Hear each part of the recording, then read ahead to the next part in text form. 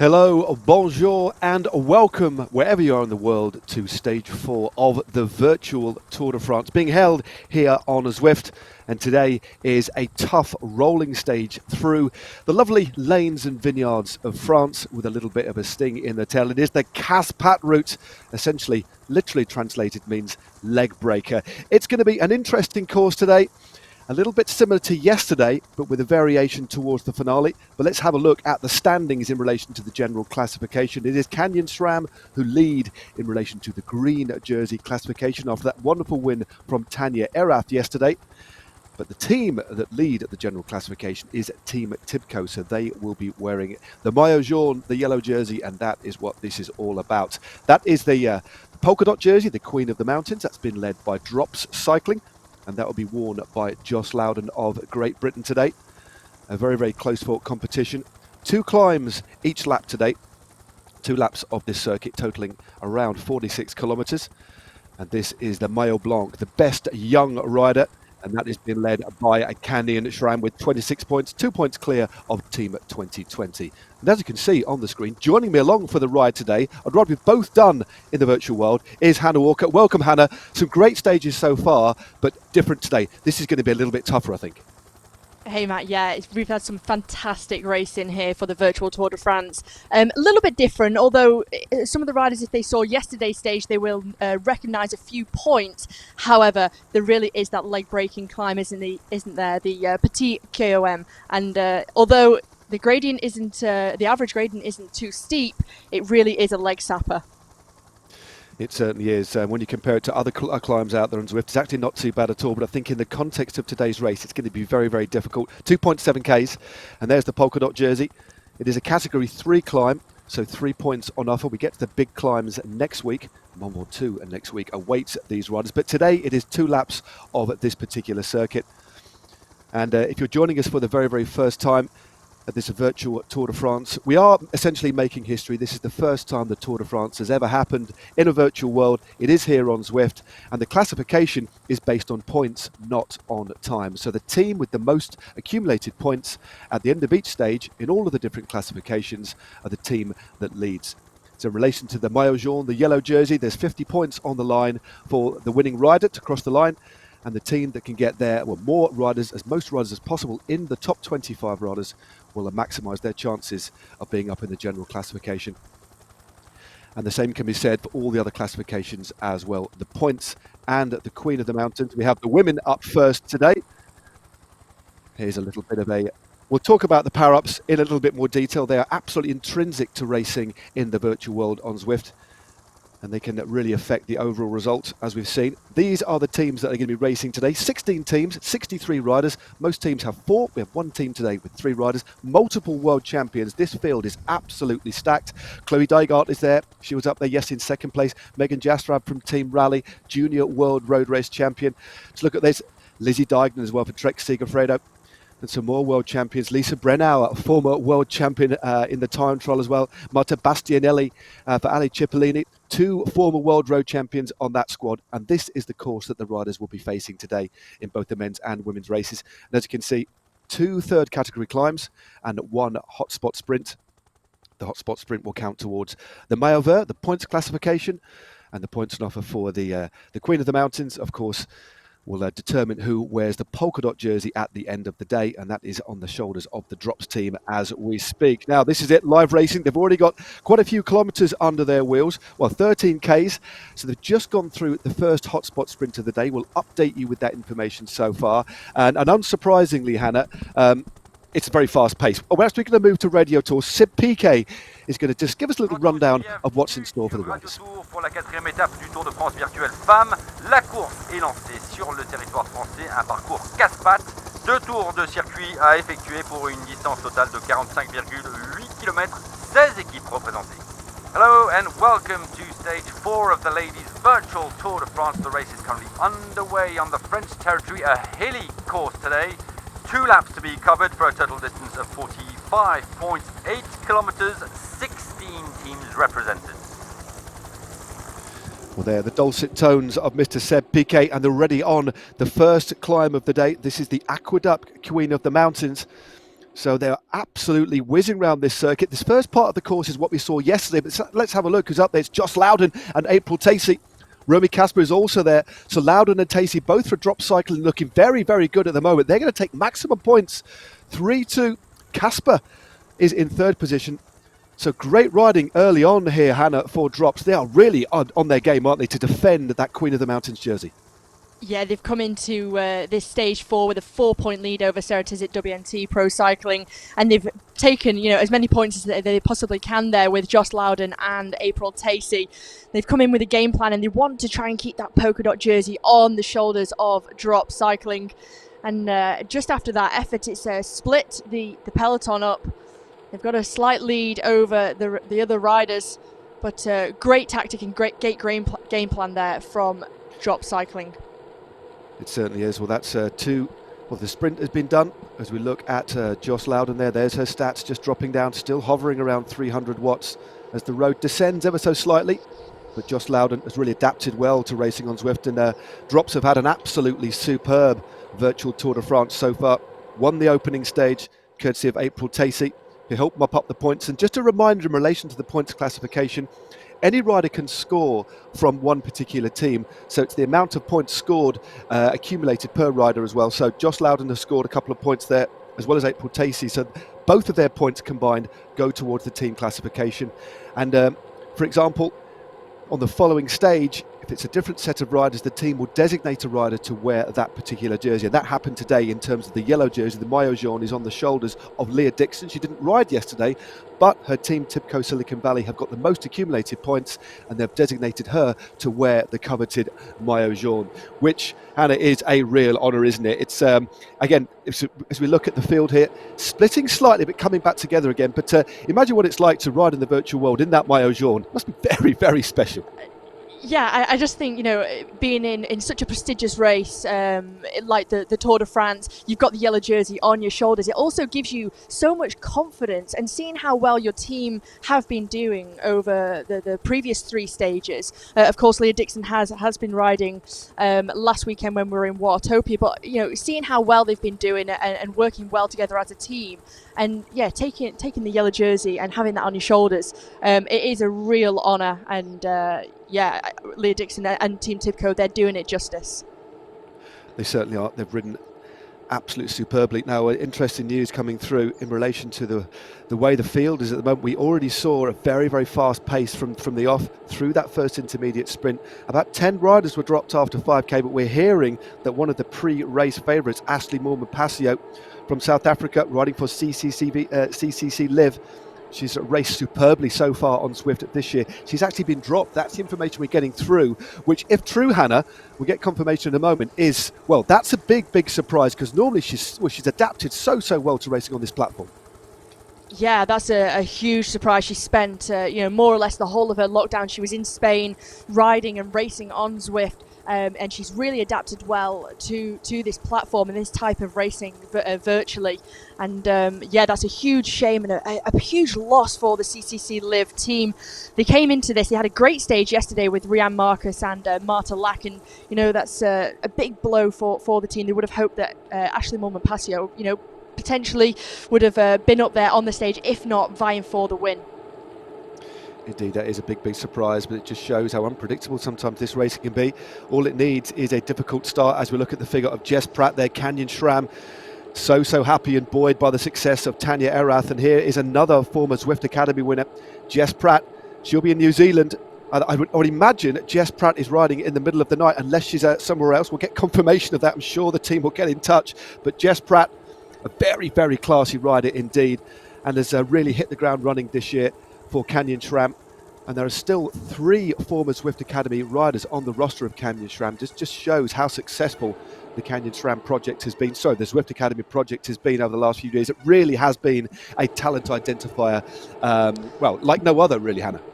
It has. It's been brilliant, and actually seeing the success of the riders off the back of that, getting a professional contract with Canyon SRAM, and then also seeing how they've progressed, how they've been able to adapt to that professional life, and Tanya Erath taking her first, one of her biggest victories yesterday on the platform in Virtual Tour de France. She was delighted with that, and it just shows, you know, how picking up it's like a new talent identification platform, and it really is wonderful.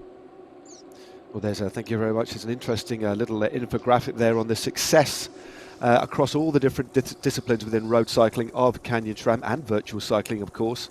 They are spread across the board. They are such a good team. They've got so much depth and talent, and a wonderful atmosphere has been cultivated within that squad over the last few years.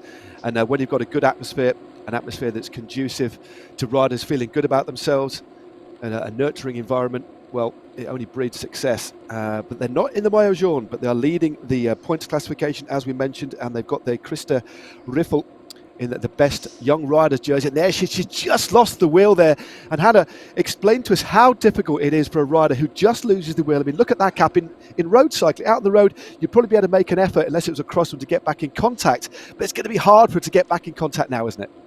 Yeah, this is really surprising from the young German rider. She's got some support on her side, but you just see, you know, her head's falling down. She's sort of starting to lose morale as she's losing more time on the peloton. But because of the drafting effect on Zwift, you're not in that cone effect.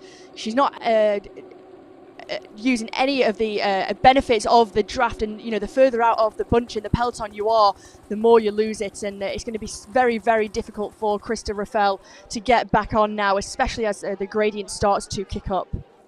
Yeah, they've actually been on the climb for a little while now. It's again, it's not the most brutal of climbs. There are far more difficult climbs out in the world of Zwift, but it does average 4%, which is a nasty drag. And there are sections, as you can see at the bottom right hand of your screen, that's the indicator of the current gradient they're on.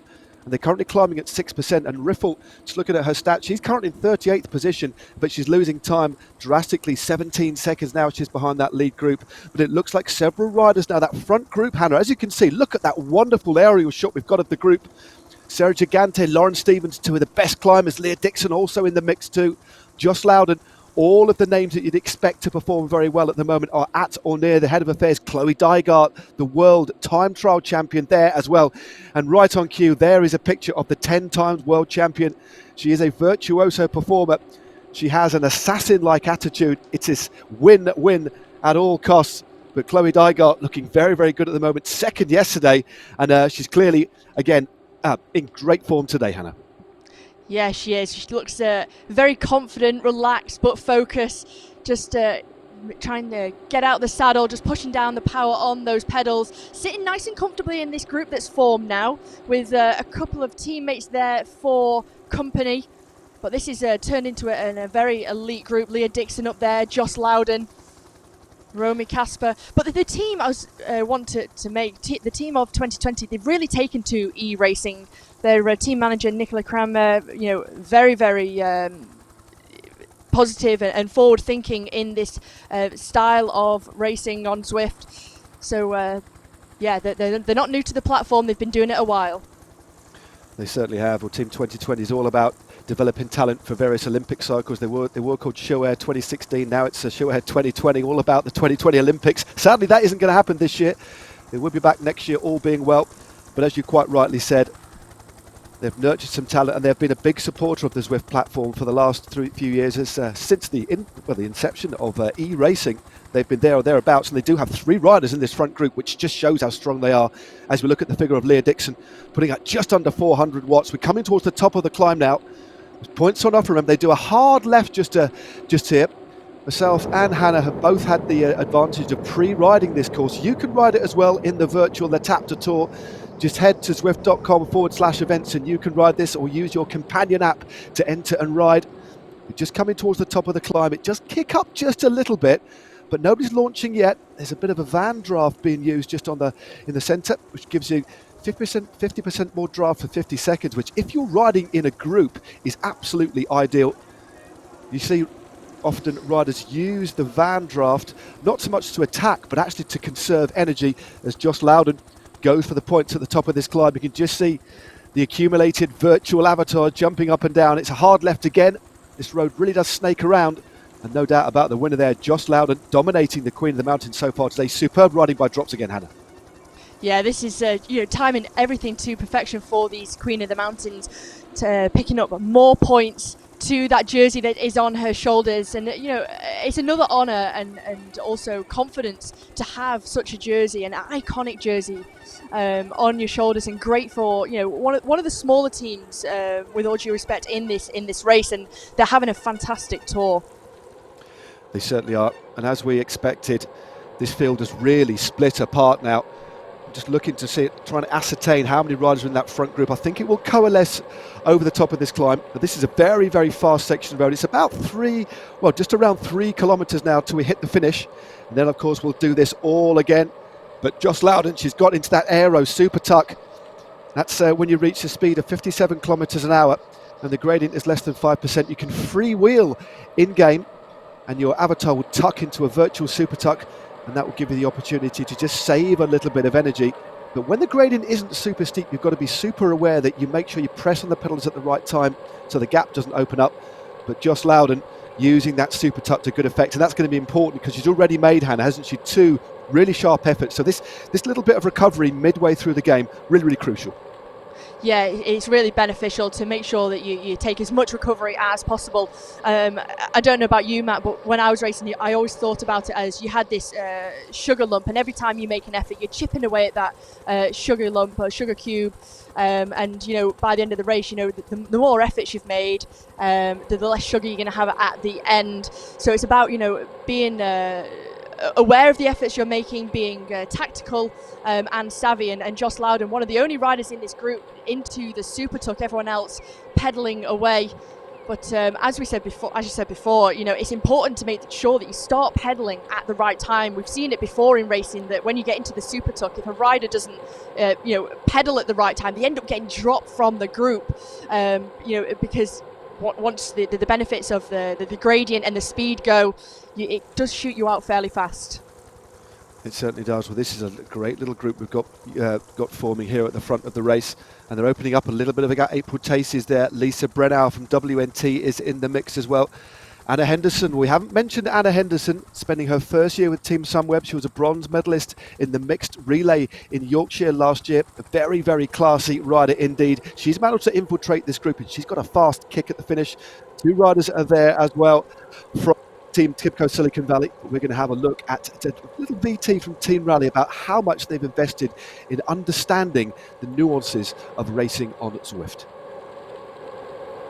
The most important priorities really that we focused on with the rally riders was helping them understand the movement of their avatar in the game. I didn't realize how many tactics went into virtual racing. The drafting effect, the power-ups, timing the sprint. How to get to the front, slow down, keep someone behind you. We practiced on a few different courses and tried to simulate some of the environment that we might see in Tour. He also gave us some, I'm going to call them top secrets, that I'm not going to reveal and leave that for rally cycling. That takes the game to the next level. Zwift is kind of a video game, really. But there's actually so much more behind it. We're pretty lucky to have a platform such as Zwift. Let me tell you, when that ticker goes off, you definitely get the racing nerves back in. I'm excited to apply what I've learned from Halton over the last couple of weeks. I'm really looking forward to represent Rally Health during this upcoming virtual Tour of France.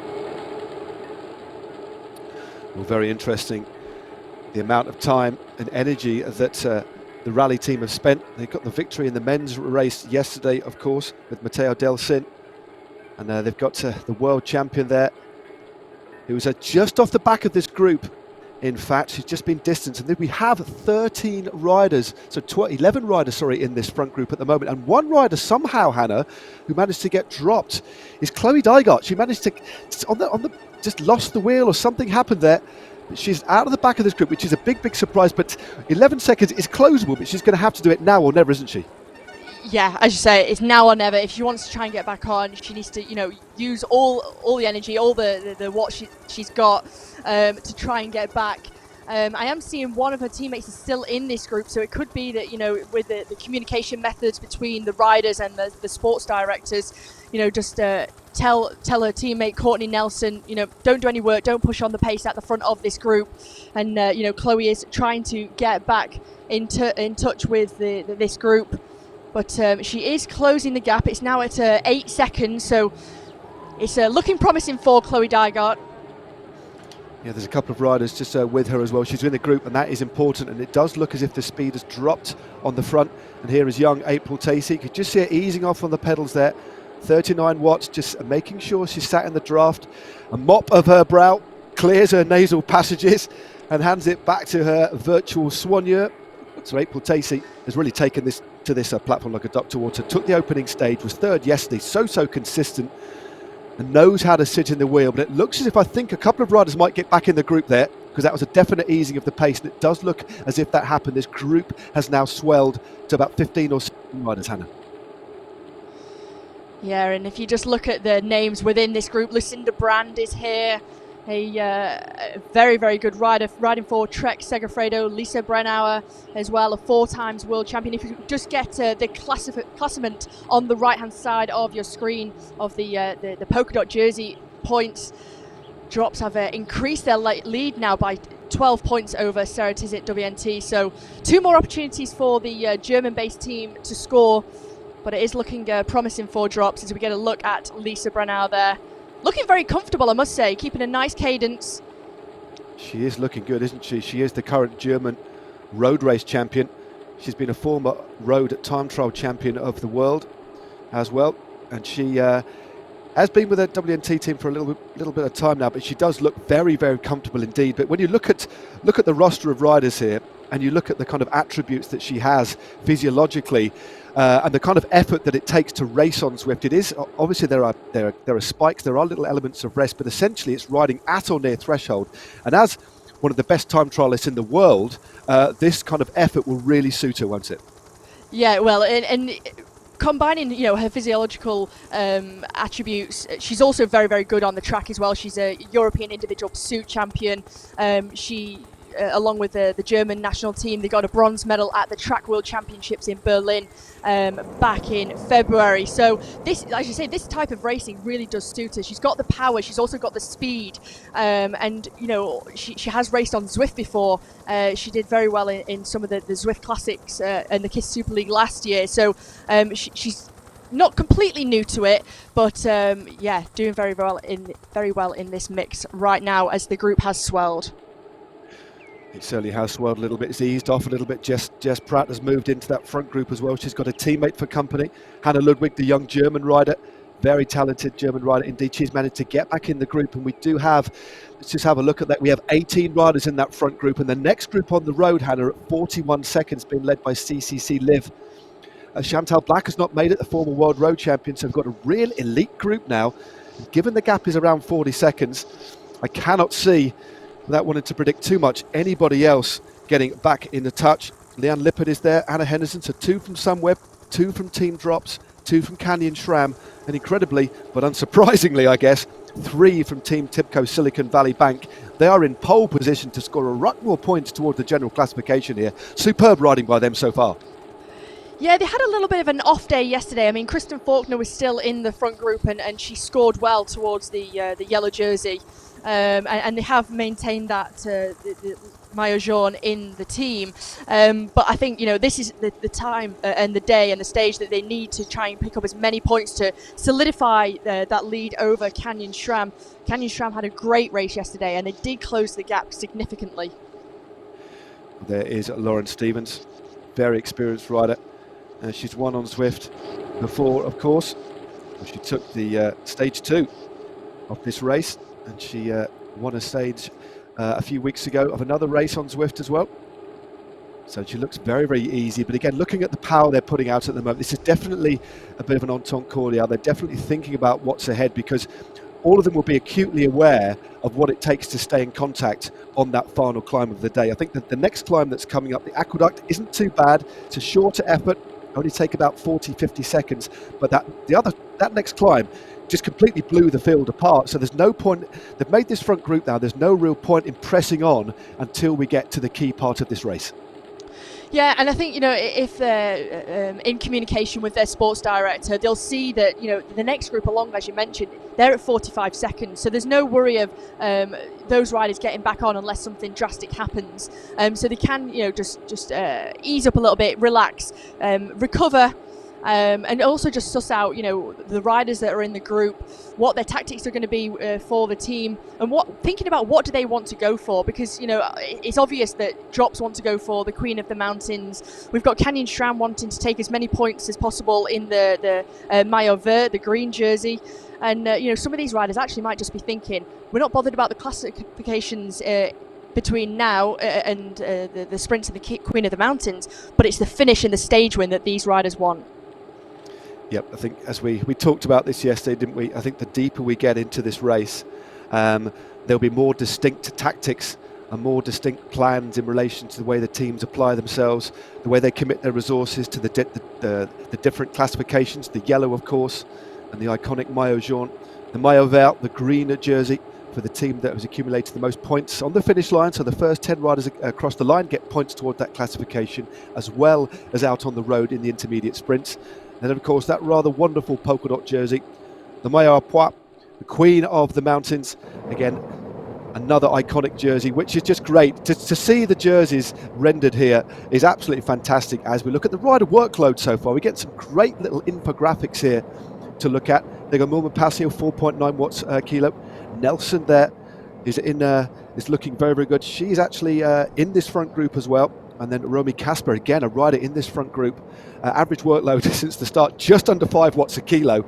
I know where I'd be well out of the back. And that just, any of you who are watching this and understand the power, and I think anybody riding on the Zwift platform will get a sense of what it takes in terms of effort to produce these kind of numbers. And those numbers are exceptionally high, and they've been riding now for nearly 40 minutes to hold that power. Well, it makes my eyes water. It's incredible, isn't it? And it just shows the strength of these riders and the power, and as you said, just try and go and do one on the Etape de Tour and see how long you can hold those numbers for. And it's mightily difficult, especially as well when you actually compare it to their heart rates as well. If you were to try and do that and maintain those watts, I'm sure my heart rate would be through the roof. Well, one way you can actually, that's me as well. But we've both ridden this course. It's a beautiful course. It's inspired, of course, by Brittany to a degree, the lavender fields, the sunflowers, the Pont du Gard, where, of course, we have the aqueduct climb. And if you take a little look as we're heading towards the finish, although these riders will be looking at their stats rather than the view around them, we have something along the lines of Mont Saint-Michel as well as these lovely open rolling fields. We've even got some rather green windmills in the background, and a very old-fashioned windmill as well, which is known as a moulin, as we look at Leah Dixon, the virtual Maillot Jaune. Looking very good, looking easy, and quite clear. It's quite clear to me now, Hannah, that these riders are steeling themselves, preparing themselves for the latter part of the race, because, as we've seen, that climb is going to be absolutely pivotal. It's under 4 kilometres to go from the top of the climb, so only kind of 4 or 5 minutes of racing. It's all going to kick off there or on the slopes of the final climb. Yeah, it is looking very calm. You can just see in Leah Dixon there, she had some headphones in, so she'll be a way of communicating with her teammates and the sports director. They can change any tactics on the road if they need to, just to relay some information, as you would do in the real world when you have race radio. As we come towards another sprint point in around 4 kilometres, 5 kilometres time. But noting that the riders from Tibco not hitting the front at all, making the most of all of that draft effect. We get a first look at Anna Henderson. There we go, Anna Henderson. Well, look at the wonderful symmetry there. She's even made sure she's got her face and the front part of her body in the shade to keep nice and cool. But great there, the Sunweb jersey. It's a jersey they've redesigned slightly for this part of the year. Teams actually do have the opportunity to change their jersey mid-season, and Sunweb have done that for the hotter part of the year. Of course, apparently lighter colour clothing is slightly cooler in the hot weather, but Anna Henderson, a great rider. Really, really strong, multidisciplined as well, and good to see her in this front group. And she does have a teammate with her company in the form of Leanne Lippert as well. So 2 riders from Sunweb. And it looks like somebody just dropped their power up. That was an interesting use of a power up there. But again, if you're riding on the flat and you've got a power up that you don't necessarily need, we do often see riders just getting rid of them just to save energy rather than to make a difference in terms of getting into a breakaway or going on the attack. Yeah, and you get a new power up, of course, when you receive them at the sprint arch or the Queen of the Mountains arch or the finish line. It is completely random at which one you do get, but as you said, if you don't want it, it's better just to get rid of it, and then hope that you get, your preferred one that you want at the next arch. But the more teams ride and race on Zwift, the more they get used to it, and it's almost acting a substitute of the variables you get in real life racing. So if you had a mechanical or the crosswinds or something like that, it really comes into its own. It certainly does. Well, there we go. Brand now takes her turn to the front. Gigante is there as well. So just a bit of a run through of the riders that we've got in this front group. 3 riders from Team Tibco Silicon Valley: Lauren Stevens, Leah Dixon and Sarah Gigante. We've got a rider there from Canyon SRAM, or 2 riders should I say, Jessica Pratt of New Zealand and Hannah Ludwig of Germany. Then moving down to Team 2020, the World Time Trial Champion and World Pursuit record holder, as well as World Pursuit Champion, Chloe Dagart is in the mix as well. She's already had 2 top 4 placings on stages of the virtual tour. She's got a teammate for company, Courtney Nelson. In the mix for drops, we have April Tacey, the winner of stage 1, and Joss Loudon, resplendent in the polka dot jersey, of course. We've got Sharad Gillow. We haven't mentioned her too much, the Australian running for FDJ Nouvelle Aquitaine Futuroscope. 2 riders from Sunweb in the white and black, Henderson and Lippert. We've got Lucinda Brand, the very, very experienced. She's the current world relay champion in the mix for Trek Segafredo. Lisa Brennau, the German road champion, is there for Ceratizit WNT. 2 riders from Ale BTC Ljubljana, that's Eugenia Bujak and Erska Ziegart, and Romy Kasper is the sole representative from Park Hotel of Valkenburg. So an interesting mix, and still around, Hannah, 50 seconds to the group behind, and they know that, they'll know the gaps, that will be communicated to them, so there's no real point in forcing the pace just yet. No, there's not, and all the riders sitting comfortably, just spinning the legs over, turning over. But when you look at the watts that they're pushing, it's still high hundreds, low 200 watts. Leah Dixon just over 200 watts now, moving up through the bunch. But they'll just also be looking at each other. They'll know what their own strength is personally as well, of what they can do. A lot of good climbers in here, but some of the riders pack a better punch than others. So those who aren't as good at sprinting towards the end of a race will be thinking, how can they attack? How can they, sort of get away, form a breakaway on the Petit QOM? Yeah, the Petit QOM. It doesn't feel like a Petit QOM when you ride up. I can tell you that. I think they should. I think they should immediately. I'm asking ASO to rename the Petit QOM the Grand QOM for this particular stage, because the way the field detonated was really something to behold.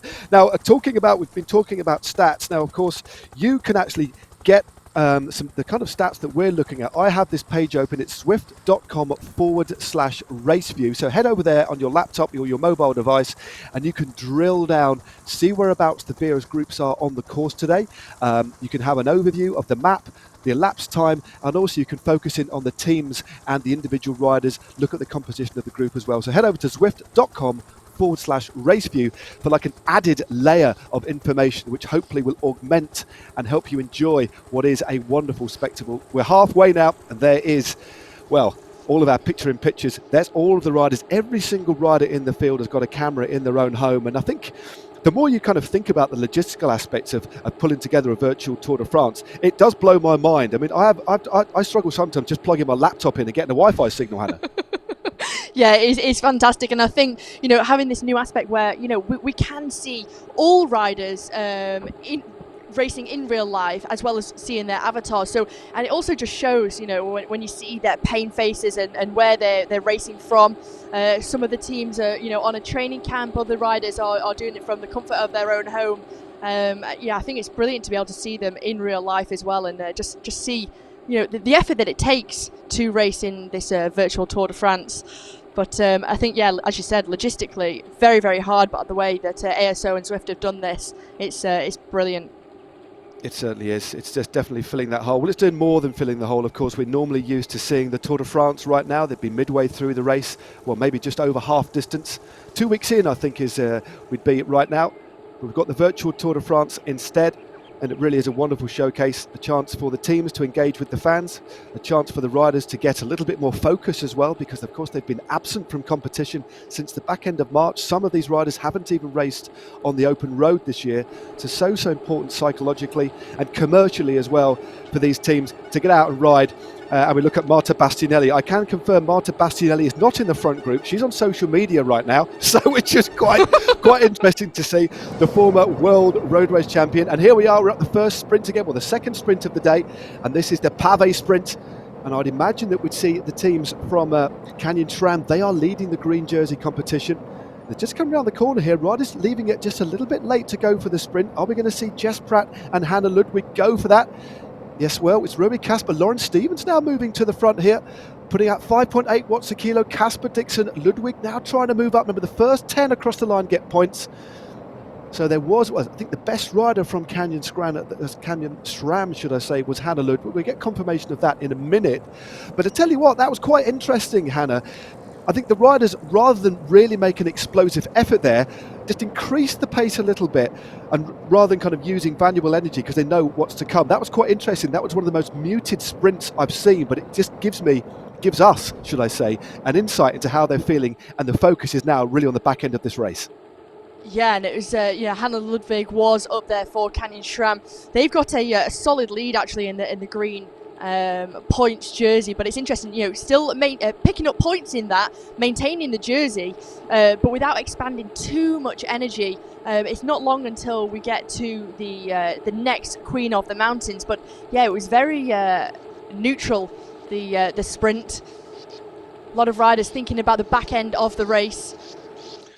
Certainly are. They've got 2 climbs to come, and as you correctly pointed out, the next climb only comes shortly. It's only a short one, but there is confirmation as they whiz along at 46 k's an hour. Lauren Stevens took maximum points there. Kasper third, Hannah Ludwig the best of Canyon SRAM, and then Dixon, Nelson, Davidson and Gigante. And we can confirm from headquarters that Canyon SRAM will keep hold of the green jersey competition, although of course there are points on the line at the finish, but that won't actually interfere with their lead. They've got such a handsome lead in that competition, such a solid lead. They started the day with 182. They'll be well over 200 now. So one jersey is guaranteed to be on the shoulders of Canyon SRAM tomorrow is the Mayo Vert. And it's currently been worn by Jess Pratt in game, who is in this front group. She's just in second position behind Leah Dixon now.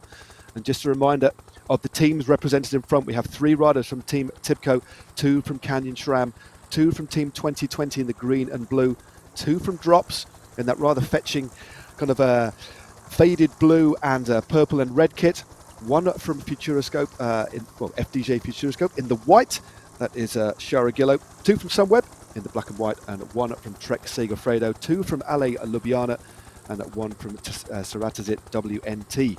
And that is in the blue with the red shoulders, and that is Lisa Branauer. And this is the lower slopes, or the mid slopes, of the Aqueduct Queen of the Mountains. Lauren Stevens, consummate climber on the front again. Josh Loudon expects to see both the riders from Drop scoring points again.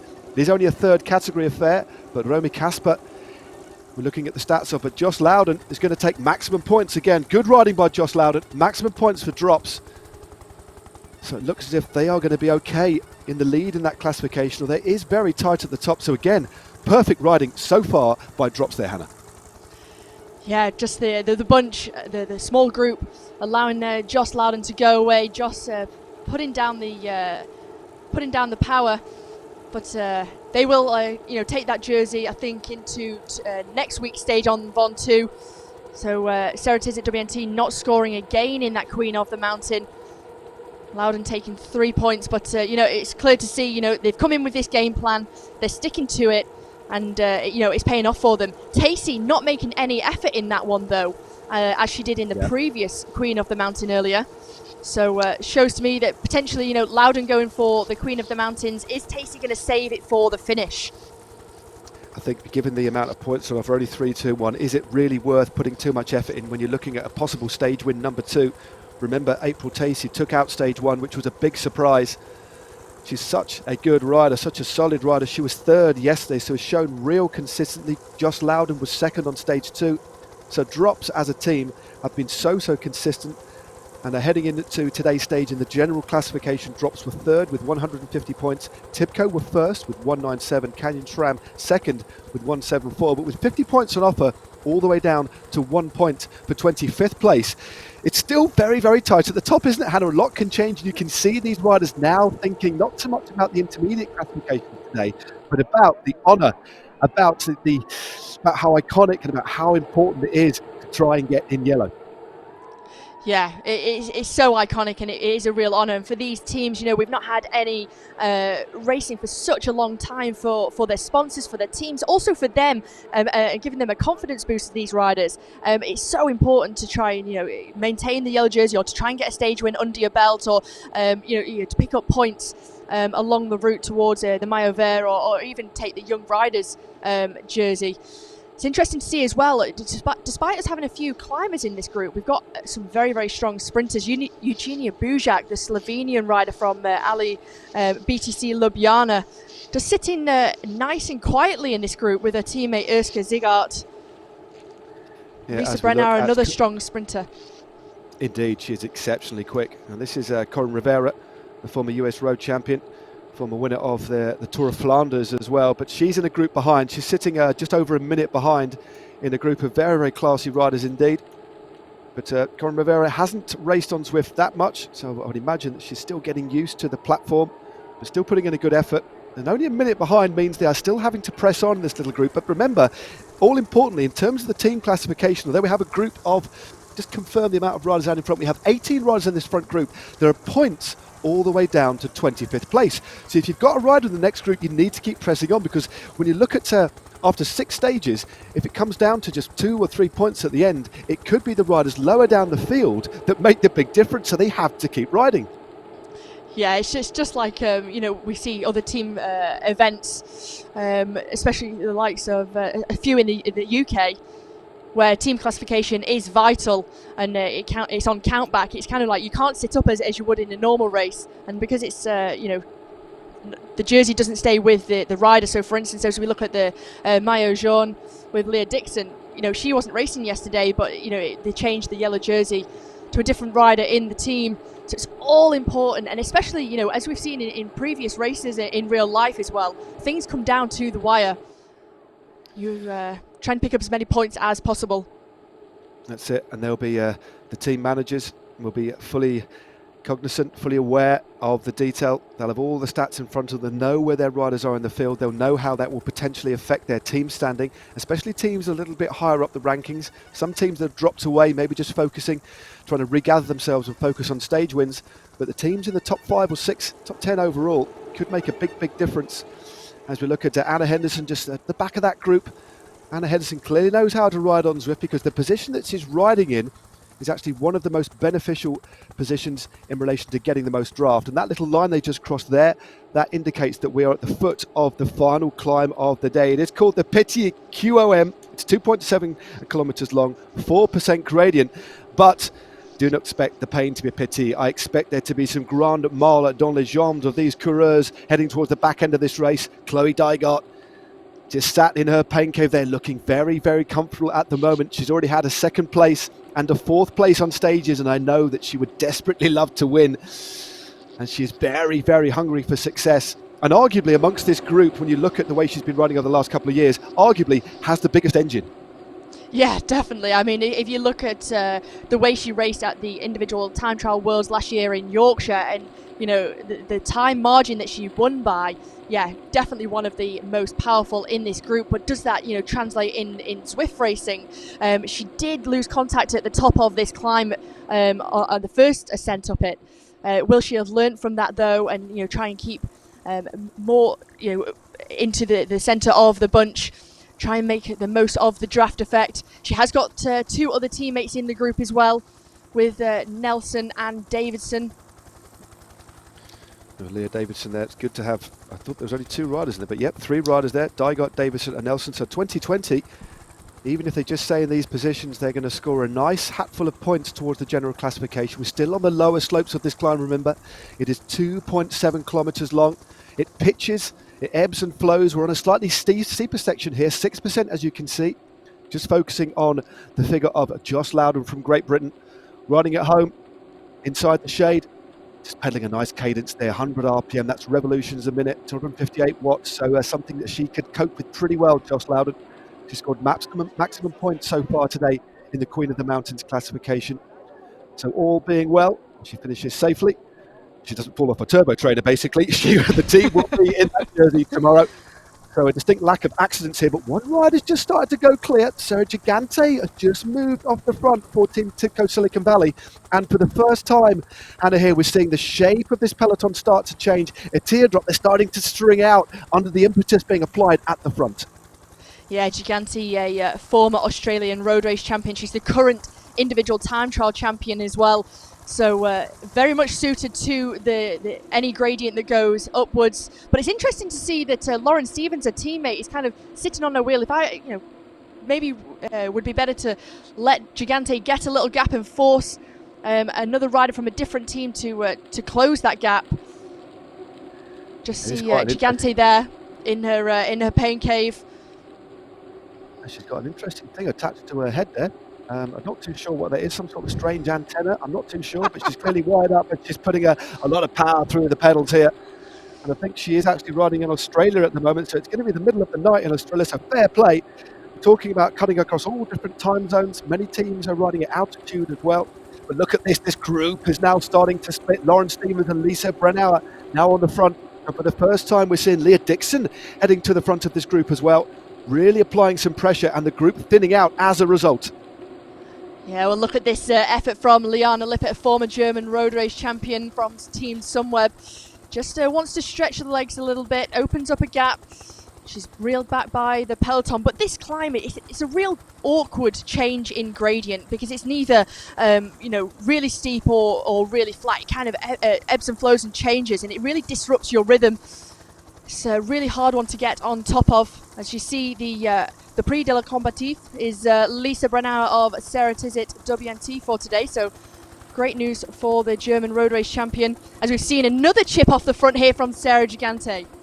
Well, Gigante has flown. As you said, that award has been voted on social media, so good riding by Lisa Brennauer. But look at this. This is a big effort. You can see this. This is 100% commitment. The 19-year-old, as you said, the time trial champion of Australia, she knows how to ride this solo kind of effort. She's coming towards the top of this climb, but I think this is never to try and win this race. This isn't about gathering points towards the polka dot jersey. This is a potential race-winning move. But Lauren Stevens, her teammate, is actually on the front of this bunch, trying to bring her back. That's a little bit of a surprise. Leah Dixon is there as well. Very, very interesting tactics here from Team TIBCO Silicon Valley. I'm wondering what the score is here, unless the plan was for her to go off the front and just make things difficult for everybody. But very, very interesting tactics here. It is still Lauren Stevens bringing back her teammate. Well, that has got me a little bit vexed here, Hannah, as we see a power-up being used towards the top of the climb. Sorry, Joss Loudon making sure she gets maximum points again. Look at that consummate use of a feather power-up, making her 9.5 kilograms lighter. She takes the points at the top of the climb, but it is really starting to split. But interesting tactics there from TIBCO. What do you make of that, Hannah? Yeah, that's a little bit unusual, and basically that just helped the other riders, the likes of Joss Loudon, Leah Dixon, Bujak and Lisa Brennauer, to get back in terms with Sarah Gigante. So not the most brilliant tactics used by Team TIBCO. On the other hand, Joss Loudon using a textbook power up there to take maximum points in the Queen of the Mountains, and just using the draft from Lauren Stevens to get back in terms. But very unusual. I'm sure there will be words from the sports director post-race. Well, they certainly will, but look at the face of Joss Loudon as she's got into that super tuck, gasping for breath. You can just see the distress on her face at the effort that she made there. It was an absolutely superb effort. She's really, the team drops have rubber stamped their authority in the Queen of the Mountains classification, and we have an elite group of riders gone clear. Lauren Stevens, Sarah Gigante, Leah Dixon, all from Team TIBCO. Maybe that was the plan. Maybe they wanted to force the pace, and they knew that the other riders couldn't keep up because they've managed to extract themselves off the front. And it is April Tacey of drops 2 seconds with Bujak just behind, Chloe Dygart there as well. So this group looks like it may come back together as they whoosh down towards the finish. Hannah, only 3Ks to go. What an exciting race this has been. Yeah, well, whatever Team Tibco Silicon Valley Bank's tactics were, it's certainly paying off now. Can they try and work together now? You can just see some tips being given to Leah Dixon. She's making the most of the being able to freewheel, picking up the pace, and they do have that 2.5 second gap over the chasing riders of Tacey, and Lisa Brennau has been distanced as well. But this is brilliant now by Dixon, Stevens and Gigante. Well, Anna Henderson has got in the mix as well. So still 2 seconds to that group just behind. Henderson, Gigante, Stevens. There is the Classement Montagne, the Queen of the Mountains classification. As we know, Drops dominating that today. Superb performance primarily from Josh Loudon. Drops have 40 to Ceratizit WNT Pro Cycling with 22 and a distant third in that classification. Tibco at the moment. But there's under 2Ks to go and the group is coming back together straight over the top. One of the riders from LA BTC Ljubljana. And that is Bujak goes through at the moment. This is a very interesting situation. The group has swelled. Chloe Dygert has got back in contact, as has Josh Loudon. What a superb finale we've got now. And essentially it's a straight line. Gently meanders a couple of times, then that harsh right-hander towards the finish. Oh, who is going to win this one? It's going to be all about timing and which power-ups these riders have got as well. Yeah, only 11 riders left in this group. It's a real elite mix. The likes of Shara Gillow has been distanced. Urska Zigart and Lucinda Brand. She's 23 seconds back, but just look at Lisa Brennau taking on some hydration. Still pedaling at high watts, but looking very, very focused indeed. She'll be thinking about the finish, but see a burrito power-up being dropped there as we go underneath the Flamme Rouge. 800 metres to go now, Matt. Well, the Flamme Rouge has been passed. 800 metres now, 11 riders in this front group. Romy Kasper, Lauren Stevens, Leanne Lippert, Shara Gigante, Lisa Brennau, the world time trial champion, Chloe Dygert of 2020. They're just heading over the bridge here. Not too long to go. Remember, the finishing line here comes very, very late in terms of visuals. When are the riders going to launch? 500 metres now to go on this stage 4 of the virtual Tour de France. History being made here on the Caspat course, the leg breaker, and it's broken the will of many, many riders. But we have an elite group now coming towards the finish. That is the picture-in-picture of the German road champion from Ceratizit WNT, Lisa Brennau. But Leah Dixon opens up early. Dixon goes with a aero power-up. Dixon opens up a little bit of a gap. Anna Henderson is there too. Romy Kasper not too far away. There is the finishing line. Dixon still has the lead. An amazing ride by the Moët Jean, which is being overtaken on the line. It is so close. Drops look like they've got it. So close. What Tacey takes it in the end with a superb sprint. A lunge at the last. April Tacey of Drop Cycling takes stage win at number 2. And boy, is she delighted. Well, what a finish. Tacey, fantastic. She can't believe it. You can just see her there mouthing, yes, she's so happy. Second stage win in this virtual Tour de France. What a start for this 19-year-old rider from Great Britain. Great start to her professional debut. She wipes the sweat from her face, and that was perfection, Matt.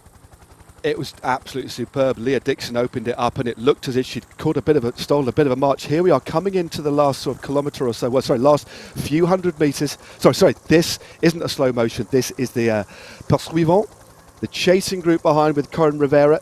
Remember, there's only 11 riders in that front group, but I think there's actually a group just in front because the remnants of that front split will have crossed the line very, very shortly. This is probably group number 3 on the road with Corinne Rivera. We've got Lucinda Brand in the group just behind. So this is the group going under a kilometre to go. So this group fairly distanced down the road, but no doubt about the winner. And it was very, very tight at the end. It's a Great Britain 1-2, in fact. April Tacey took the win from Anna Henderson. And Lauren Stevens was in third place, the first place rider from Team Tibco Silicon Valley. As we look at Corinne Rivera, still looking to score some points here maybe. But I think Rivera out on the road. Let's just have a little look at this group. Corinne Rivera, well, yeah, she's in a group which is at 2 minutes behind. And there are points on offer for the first 2 or 3 riders in this group. So the first 5 riders from this group will score points towards the general classification. A couple of cheeky little burritos being dropped. And as we said before, Hannah, every single rider in the top 25 counts here. So that's why we're seeing these riders really going for the finish. Yeah, and it's all those important points towards the team classification. it really could make the difference, especially when we get to the final stage on the Champs-Elysees. But look at this, Canyon Schramm opening up for a big sprint. Looks like Jessica Corin Rivera wanting to try and take some points as well as she just overtakes her teammate there. Anna Henderson obviously already took second place on the stage, so plenty of vital points going towards Team Sunweb. But what an exciting finish that has been today. That was great. I think that was Alexis Ryan actually from Canyon Schramm taking the position there, just in front of a fellow countrywoman. And this is the slow motion replay. Look at Tacey here, just in the centre. She goes straight through the centre, and literally within the last, 10 or 15 metres of the stage, she takes the win. And she's got a power up in use as well. She has so great use of the aero power up. That is the power up that everybody wants as they head in towards the finish. Just makes their drag coefficient 25% better, cutting through the wind. But April Tacey, well, she delivers the power up, but the perfect drop of a power up too. There is confirmation. They've got April Tacey takes the win for drops.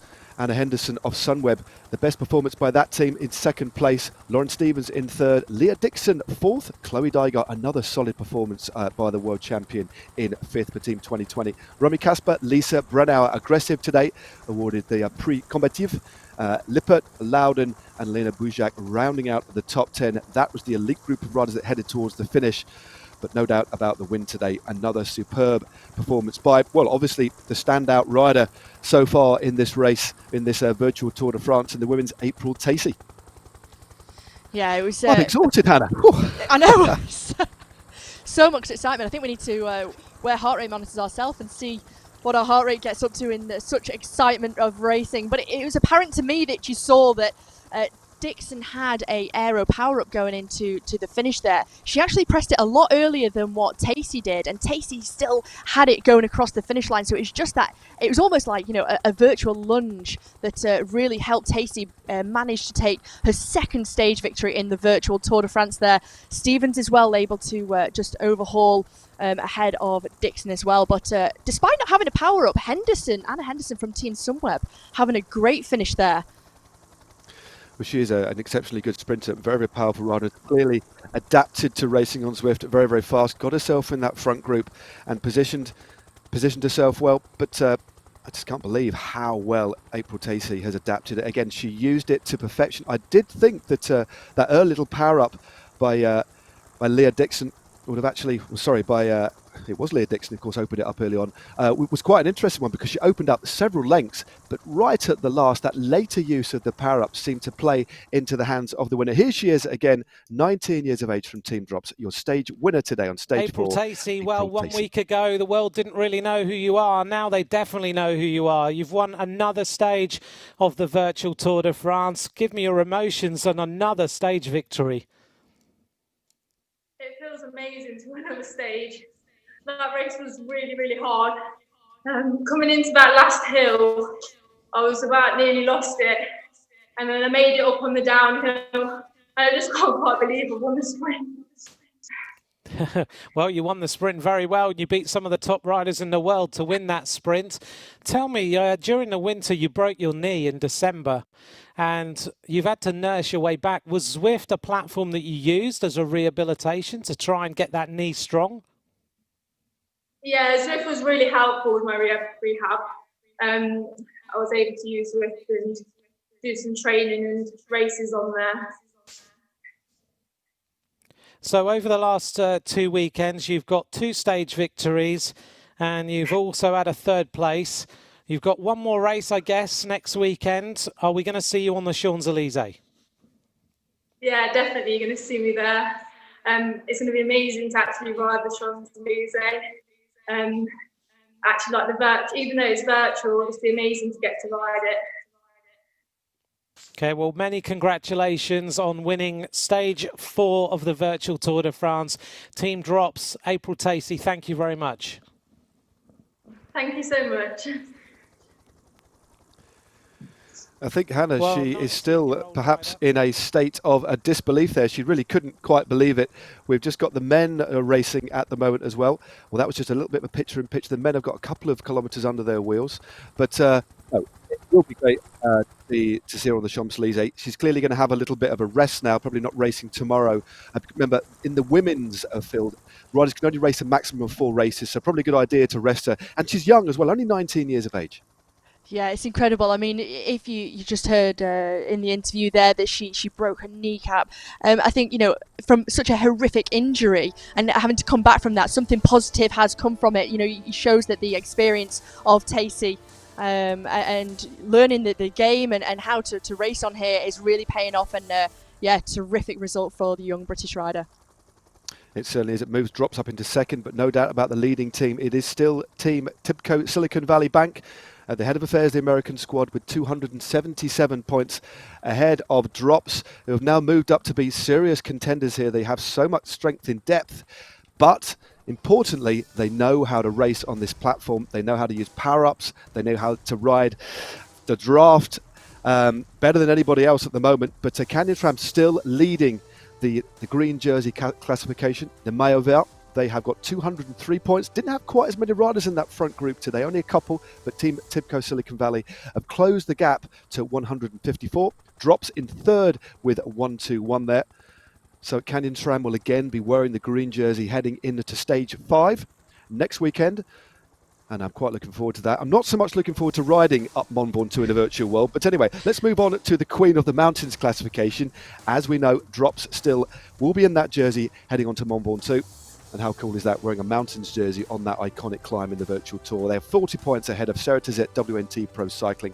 And then at Team TIBCO, quite a distant third with 9 points, but a lot more points on offer because, of course, the climb of the Mont Ventoux up to Chalet Reynard, that's where they go to. There'll be a lot more points in offer in that classification, so we could see some big changes all round. So, Hannah, just a quick sum up before we move on to the men's racing. We thought that climb, although not a spectacular climb at all, just because of the nature of the race, where it was set, we thought it would play a big part. We thought it would be pivotal, and it was, wasn't it? Yeah, it was. And, the riders who were distanced on the climb the first time managed to recover and get back on. But it was the second time over that climb we saw, a real elite group with Team TIBCO Silicon Valley Bank, really dominating it. But it did come back to that bunch sprint and Drops, with Joss Loudon and April Tacey in that front group, timing it to perfection. Tacey, as you said, did get distance on the climb, but had enough left for that sprint and had the all-important aero boost. Thumbs up there from Lisa Brennauer. But you can just see the flurry of aero boosts at the finish line. And Dixon, a little bit disappointed there that she didn't get the win on the stage victory on stage 4 in Caspat. Well, there we go. The women's race done and dusted. Next up for the women will be stage 5. Next up we have the men.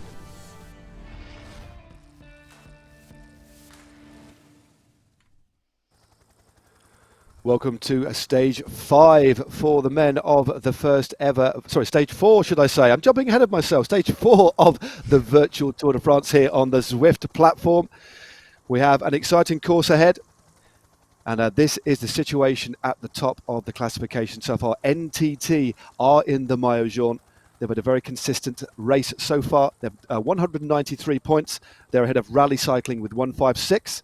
And then Trek Segafredo are third with 127 points. NTT also top the rankings in the Maillot Vert, the green jersey points classification with, well, look at that, nearly double the points of Mitchelton Scott, 161 to 85. Third in that classification, Team CCC with 65 points.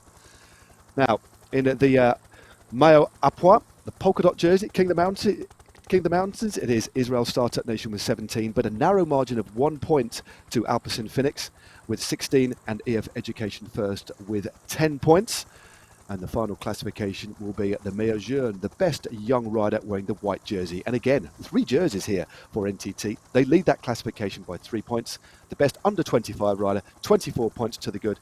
Ineos with 21, Trek Segafredo with 19.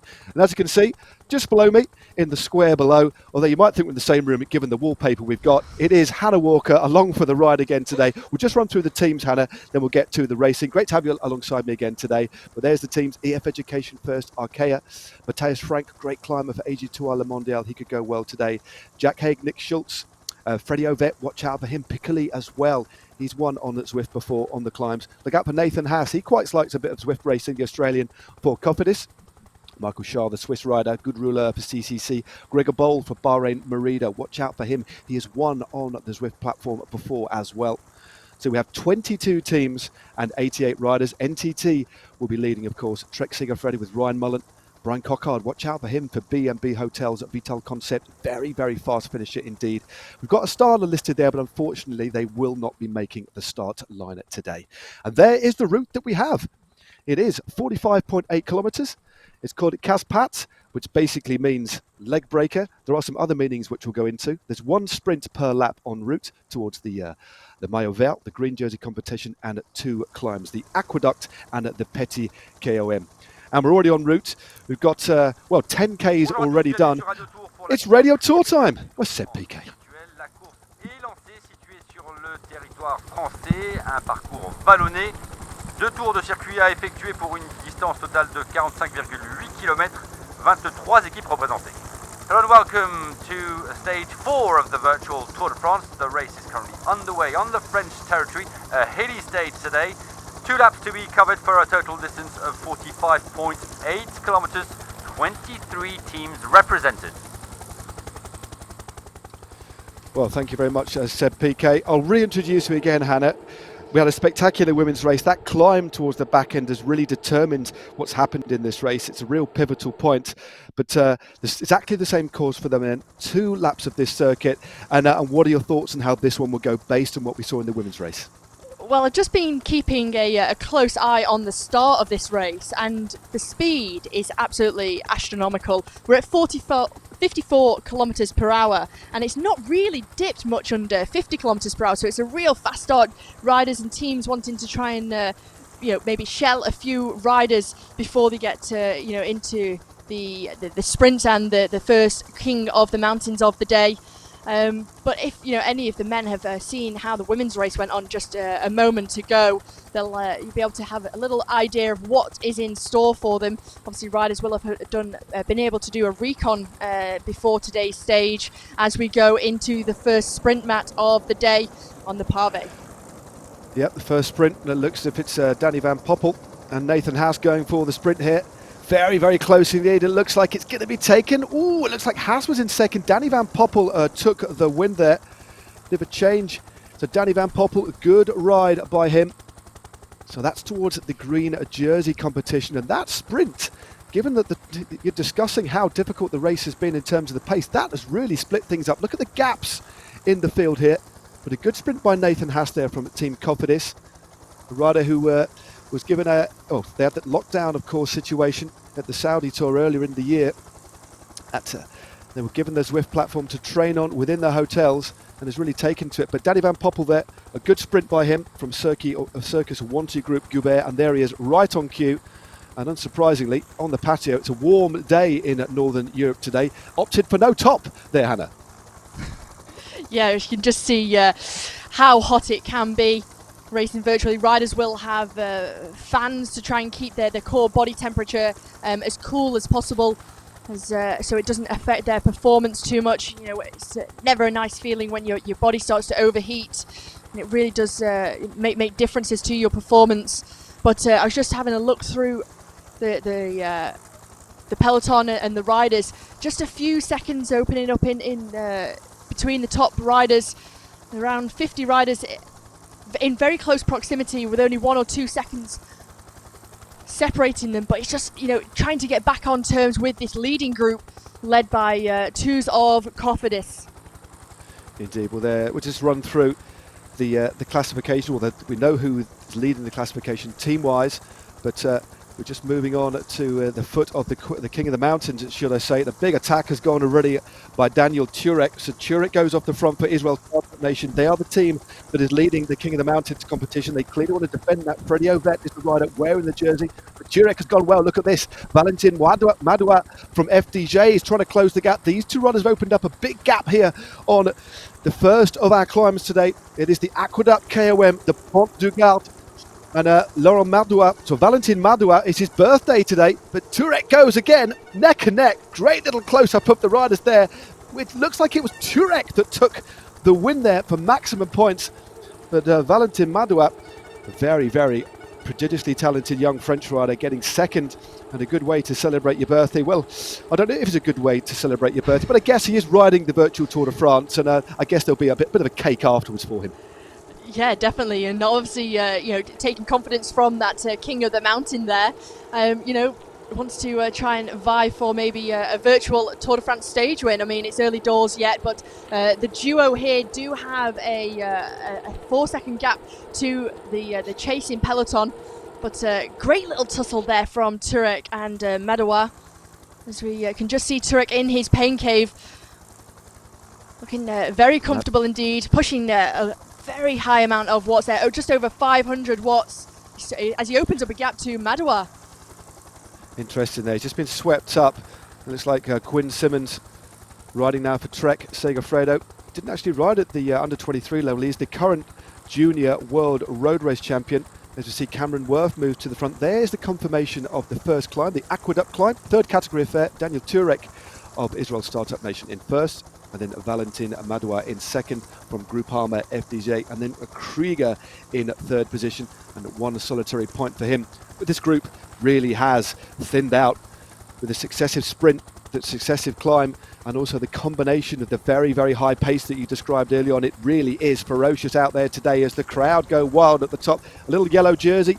I saw one of the lady avatars there wearing a polka dot dress as well. The attention to detail, absolutely sensational here at the virtual Tour de France. But as things settle down briefly, because this is going to be action all the way, let's just go through the riders and the jerseys. Now, 3 jerseys are on the shoulders of NTT today. The yellow jersey is being worn by the Dane, Michael Volgren, to watch out for him. He is still in this front group. And Michael Gogol, the Austrian, is wearing the green jersey. And Michael Karbel of Denmark, the neo-pro for NTT, young 23-year-old, he is wearing the white jersey of Best Young Rider. And Freddie Ovett is wearing the jersey of the King of the Mountains classification. So watch out for him. He is a real expert rider on the Zwift platform. Very, very dangerous indeed, and was certainly keeping his powder dry earlier on. But it was quite clear to me by the big effort there, Hannah, that Turek put in, that they've clearly got riders designated for certain roles in this race, and that was a really, really good example, because he was only matched, wasn't he, by Madouas? Yeah, exactly. And I think if we look at the way that Ovett raced last week, in a photo finish, he finished second on stage 2, as we get a little look at him in his pain cave with opting for double fanage. I think teams need to come into this with a real set game plan of as you would in real life racing, what riders' roles are. It looks like Israel Cycling Startup Nation, are wanting to try and keep Ovett as fresh as possible. He's sitting in a perfect position to gain benefits from the draft, and Turek obviously on King of the Mountain duties today. But they've got another little, a good little pocket rocket in their roster. James Pickley, the 28-year-old Canadian rider. He was 16th on stage 2, and he's actually had an epic KOM win in his Zwift Racing Palmares. So they've got a great team, has the Israel Startup Nation. They certainly have. And of course, Freddie Ovett looking a little bit like Mario Cipollini circa late 1990s, early noughties there, is issued the sleeves. We'll have to see if ZADA, the Zwift Anti-Doping Authority, have a little bit of a view on whether riders need sleeves. But we do know that in-game they have to wear helmets in-game, and they have to wear socks as well. So sartorial elegance is very, very important in Zwift, as is avatar safety. As we look at, for the very first time, Michael Volgren alongside his teammate.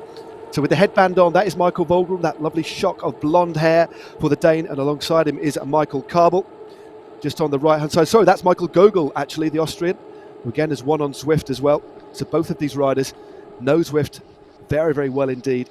And of course, NTT are a team that were heavily involved over the last few years in the Zwift Academy. And we're now at the bottom of the climb.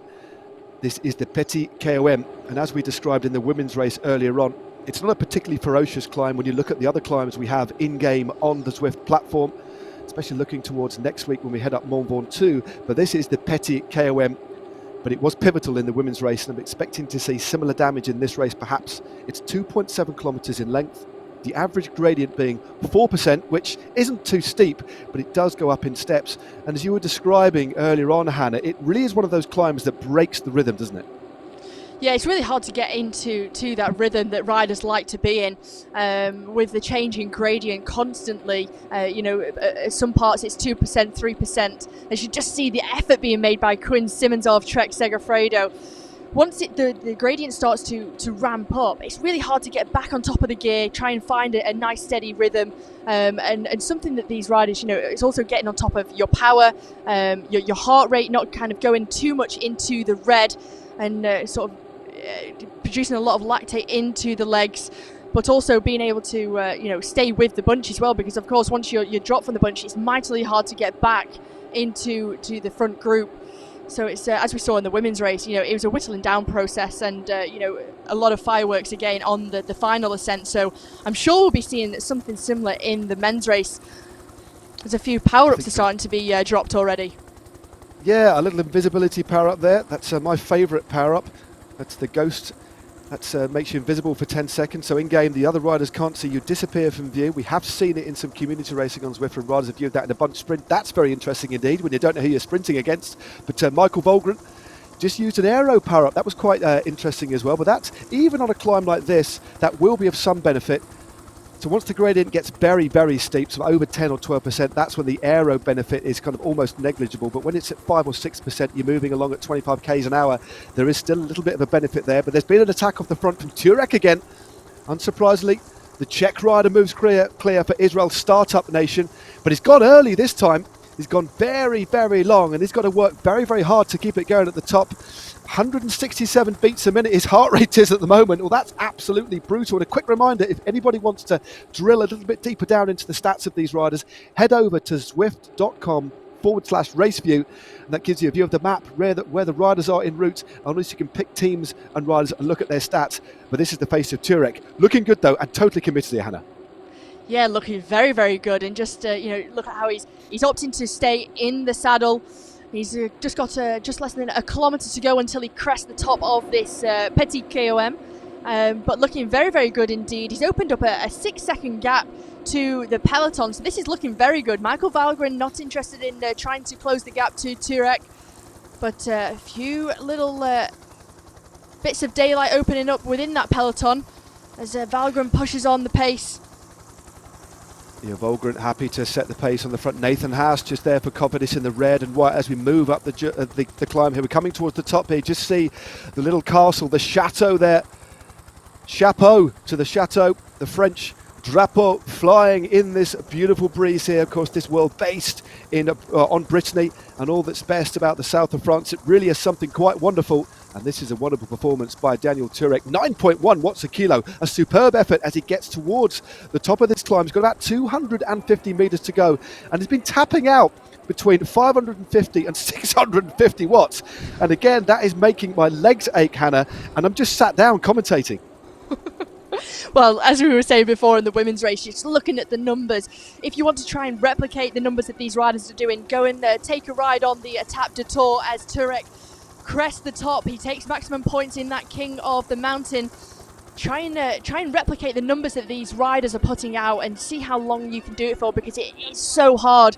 But look at the effort now. The rider in second place, Nathan Haas, putting out great numbers trying to close the gap. The rider from Cofidis, he's at altitude actually currently in Livigno with his team. He saw his teammate Elia Viviani racing yesterday and just saw and got a taste of how hard it is as Turek now goes down the descent. It was his teammate Freddie Ovett who overtook him straight away, just went straight over the top. We've got 4 riders now just moving clear.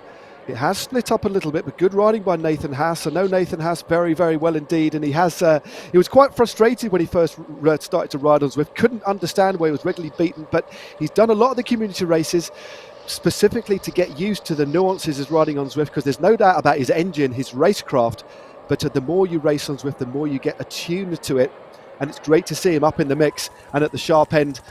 He's got some great results in the past. A former winner of the Tour of Britain, 4th place in Amstel Gold for the Australian. As somebody else goes straight over the top there. Just not one of the Groupama riders. But a little bit of an easing of the pace, but an elite group now forming. And I think there's only about 30 odd riders in the front now. as a result of the real pressure that's being applied. And again, Hannah, as we saw in the women's race, this climb has really kind of made the cream come to the top, as we see Israel Startup Nation 24 points to the good ahead of Alpecin Phoenix, who did not score. Yeah, that has put detriment to Alpecin Phoenix. It was very, very close, only 1 point separating the two teams. So Israel Startup Nation really come in with all guns blazing, trying to take as many points as possible for that King of the Mountains classification. It's notable we've got 3 of the jerseys in this front group, with Michael Gogol with the green jersey on his shoulders. We've got the yellow jersey from Michael Valgren, and the King of the Mountains with Freddie Ovett. We're just trying to see if we can see the white jersey on the shoulders of Michael Carbell of NTT Pro Cycling. But it seems that he has potentially lost touch. Oh no, he's sitting in second reel, so he is in this front group. So all our jersey wearers are in this group, Matt. It's great to see. Yep. This little group at the front is actually quite long. It's about 7 or 8 seconds long. And then there's a big gap. There's Ben Gasteur, is the rider at the back of this group for AG2R Le Mondial. Then the gap opens up to Bennett, the American rider for EF Education First. So it has split, and Michael Valgren in that yellow jersey with Michael Gogol for company, happy to keep the pace high at the front. And sometimes it is the best place to be.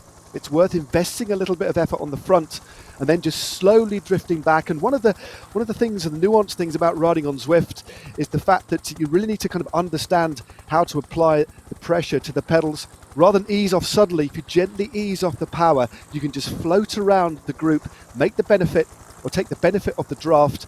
And going through the Flamme Rouge here, of course, they'll take the bell. There's still a lap to go, so 23.8 kilometers to go.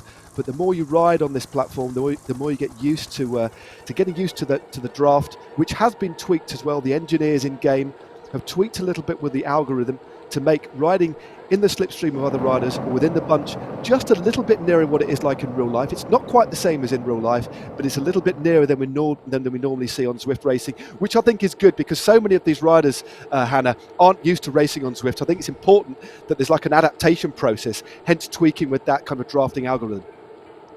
Yeah, and it takes, it does take time to learn it and find that sweet spot of where you can take the pressure off the pedals and where you can, get a little bit of respite and make it easier for yourself. But it is great, having this draft effect as you would do in real life. And it saves around 20 to 30% of your energy as well. So it's really important to try and make the most of it, especially with such a lengthy course like today, 46 kilometers of racing. We've got 22.9 kilometers until the finish, so it's important to try and make the most of the draft effect. It certainly is. These riders know how to do it. We've got a real mix of riders in this group, and there are actually 18 riders in this front group. Nathan Haas is the rider just at the back, at the lower part of your screen, and it is 13 seconds to the next group, which has been led by Owen Dool and Louvel of Arkea. Now, we saw in the women's race earlier on a very similar situation. We saw a split on the climb with a group moving clear of a similar size, in fact, but the next group on the road did get back in contention, and the gap is holding steady at the moment. It is Michael Shah of CCC at 12 seconds leading that group behind. So there is still a chance, isn't there, Hannah? If that group actually work, they will get in contact. We've got Matt Hayman coming up next, so we'll just pause for a minute and listen to what Matt Hayman has to say. The winner, of course, of Paris-Roubaix a few years ago, and one of the direct sportifs at Mitchelton Scott, and rode a lot on Zwift during his recuperation from a broken arm before he won Paris-Roubaix. So one of the professional DSs out there that really does know this platform inside and out. Hi, Matthew Hayman here from Mitchelton Scott. I'm the Director Sportif for Tour de France Virtual. Now, this is normally my pain cave, and it's being turned into the team car or the race hub for these races. Mitchelton Scott got off to a great start in the stage 1. Daryl Impey and Nick Schultz picking up a lot of points, and we'll be back at it in stage 3 and 4. Coming to the new world of France, nobody has raced on these roads before. It's going to be very exciting. Stage 3 looks like a flat stage, something for the sprinters. It'll be imperative for us to try and pick up points at the intermediate sprints along the way. Stage 4, we have a climb coming very close to the finish line. Nick Schultz is back again and hoping that he's able to get another podium like he did on stage 1. And again, we need to get a number of riders in the points if we're going to narrow that gap down to NTT. Well, there we go. Interesting insight from Matt Hayman. He really does. He generally trains on Zwift as well. It's an amazing story. There's a video online you can find about the background story to Matt Hayman. Very late in his career, breaking his elbow at a key part of the season as Ryan Mullen goes clear now. This is an amazing ride, actually. Well, we'll talk a little bit about Matt Hayman a little bit later, but Ryan Mullen, the former double road and time trial champion of Ireland, now moving clear for Trek Segafredo. They went into today third team on the general classification with 127. And Hannah, you don't want to let a guy like this go, Keith, because he is an absolute machine when it comes to the individual time trial. And the climbs today, well, they're not super steep. This is his sort of terrain. Look at this. He's holding just under 500 watts. Incredible power by Ryan Mullen. Just look how steady and solid his upper body is as well. All the power going through those legs. And Ryan Mullen was actually one of the riders you and I were talking about before the race started, saying he could be actually a little bit of a dark horse for today's stage. And he's wanted to go for a long one. He's opened up a 9.5 second gap to the bunch behind. It's Lawson Craddock, the rider, who is trying to chase that. And ever so slightly, he's just eking out 1 second, 2 seconds from the chasers. Looking very, very comfortable, Ryan Mullen. And it kind of suits this type of course. It actually suits this kind of rider to try and maintain the watts and not have too many spikes in effort. Exactly, it will suit him down to the ground, and if you're out on your own in front, you don't need to kind of back off or press on for any of the sprints. As you said, there's none of those kind of spikes. It's just a smooth, even effort, and the vast majority of today's course, this is the Caspat course, is actually flat. It's just those two climbs. It's a 400-meter climb that they've still got to go over again, the Aqueduct climb, and then the Petit KOM, which is 2.7 kilometers at 4%, and a rider just trying to go over the top here. That's a Damien Touze. A fair play to Cofidis in this front group. They've got Dimitri Claes in there, Nathan Haas, Damien Touze and Jesper Hansen. And this is the group that's just made contact. So a couple of other riders have now got back in the move, swelling this group to well over 20 riders. They definitely eased off, but it's not just about power here. That was a really interesting tactical point in the race. Ryan Mullen read the situation well. He sensed there was an easing off because the group were coming up behind. He seized the moment, textbook style, and went clear. Yeah, and as that group has eased up, we now have a group of 36 riders. Which team is going to be the team to chase Ryan Mullen back? Ryan Mullen really does have the upper hand here. He's maintaining a great watts per kilo at 5.9 watts per kilo, so really looking very, very smooth. I think he's been on a training camp recently, so got some good form. How's it going to affect his performance towards the latter stages? But looking very, very comfortable right now. Certainly is, just hovering above 450 watts. There's the stats. Watts on the bottom left, RPM, that's revolutions a minute. It's not showing his heart rate, but he's moving along at a rate of 46 Ks an hour. And if stats are your thing, or you just want another level of information and data and metrics, of course, Zwift has got a lot of those. We have the Tour de France virtual platform to look at. So head over to Zwift.com/raceview.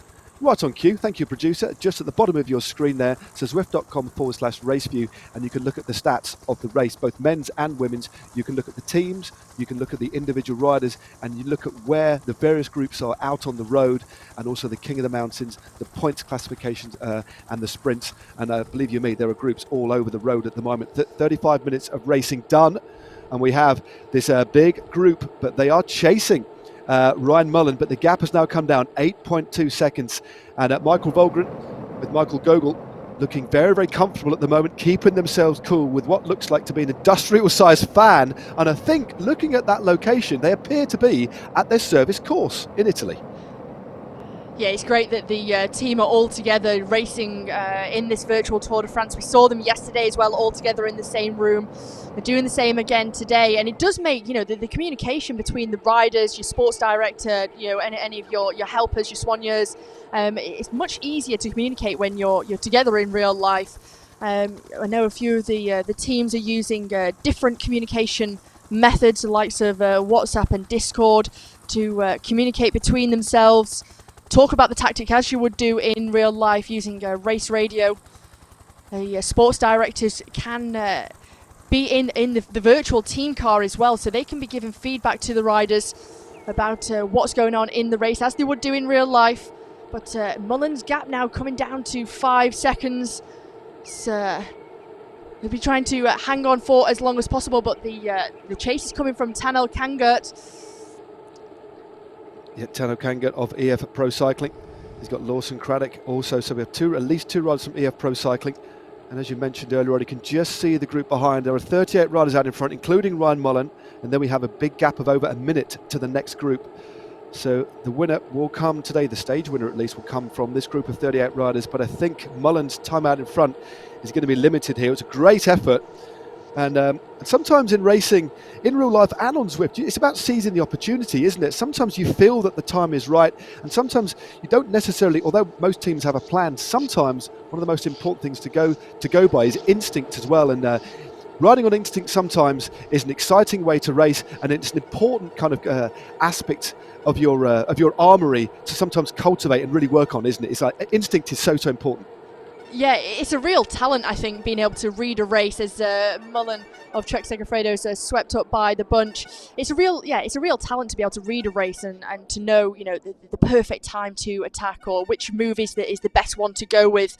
We do have some real elite riders who are capable to do that. And Mullen just seizing the opportunity, saw his time, and thought, this is the one for me. But it could be another opportunity if he can just recover. Hydrate himself before this climb to recover again for the finish. Exactly, that's a big effort. He was out in front for about 3 or 4 kilometres there, was Ryan Mullen. 25 years of age now, as we see two riders from Mitchelton Scott move to the front. You can see the detail on their jerseys, wonderfully rendered here in Zwift, and they're a beautiful view of the rolling French countryside, inspired in part by Brittany, in part by the Burgundy region as well. We go through the sunflower fields, we see the agriculture, we see a little cheeky tractor on the right hand side. I'm actually not too sure what tractor is in French. It's probably something along the lines of tracteur. I could be right, but no, some lovely French scenery here, and even some rather excitable avatars. We just needed a little bit of a French baguette and maybe some wine. And an interesting discussion about the meaning of the name of this race. It is called Casse-Pattes, which literally means leg breaker, but when you drill a little bit further down, as we look at Sean Bennett, it actually means the difficult parts of a course. So the climbs, the descents, the technical aspect. Also, it actually means strong alcohol. I'm not too sure what strong alcohol is in this particular region, but I would imagine it would be a lovely deep red wine, or maybe a pastis in the village square.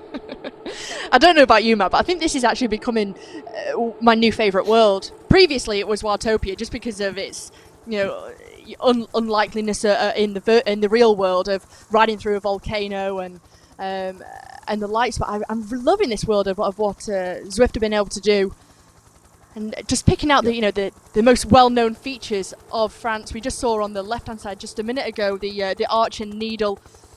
So it's really great how they've been able to capture the best parts of France, as you said. Just maybe missing a nice cheese baguette. So maybe they could produce can pass as a virtual cheese baguette as the group 38 riders strong now rolls. Again, look at the speed there, still 48 kilometres an hour as we just passed by this little lake on the right hand side, the lovely Bois, the forest to the left. And of course you can ride in this world if you're on the Zwift platform. If you have a subscription, jump on, you can ride L'Etape Virtuelle. Either use your Zwift companion app to access one of the events, or you can go to zwift.com/events and you can ride this very world today. And then next week, which is super exciting, as we look at Rob Britton from Rally Cycling just tapping along there, just under 400 watts. You can ride up Mont Ventoux next Saturday, and on Sunday, yes, you can ride in the virtual Champs-Élysées. I've seen a few stills, some of the images, but the effort that has gone in by the engineering team at Zwift, the designers, is something to behold. This world is great. This part of France is fantastic, but I'm very much looking forward to how Mont Ventoux looks and how the Champs-Élysées looks for stages 5 and 6 of the virtual Tour de France. And there we go. Quick glimpse of the crowd as the bunch moves ever onwards. And NTT still very active, keeping the pace high here, Hannah. Yeah, NTT have really come into this race and really grabbed it with both hands.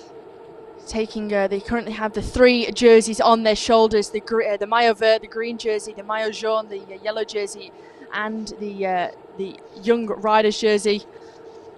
with on the shoulders of Michael Carbell. But just taking a look at the team of Rally Cycling, they've got a number of riders in this front group. Pierre-Andre Cote, the Canadian rider, Rob Britton, who we just saw on our screens just a moment ago. And we mentioned this in the women's race, but they've actually got an indoor specialist, Holden Como, to their team to give them some tips and some help of how to ride and race on Zwift. And it really has paid dividends after their stage win yesterday with Matteo Del Sin. They've also had a big change-up of their new website. It's been a real big planning behind the scenes for the rally cycling team. They've saw some actually cool artwork as well. I think you mentioned earlier on, Matt, they've got these little avatars as well that they've been able to make their riders into for their website and their social media channels.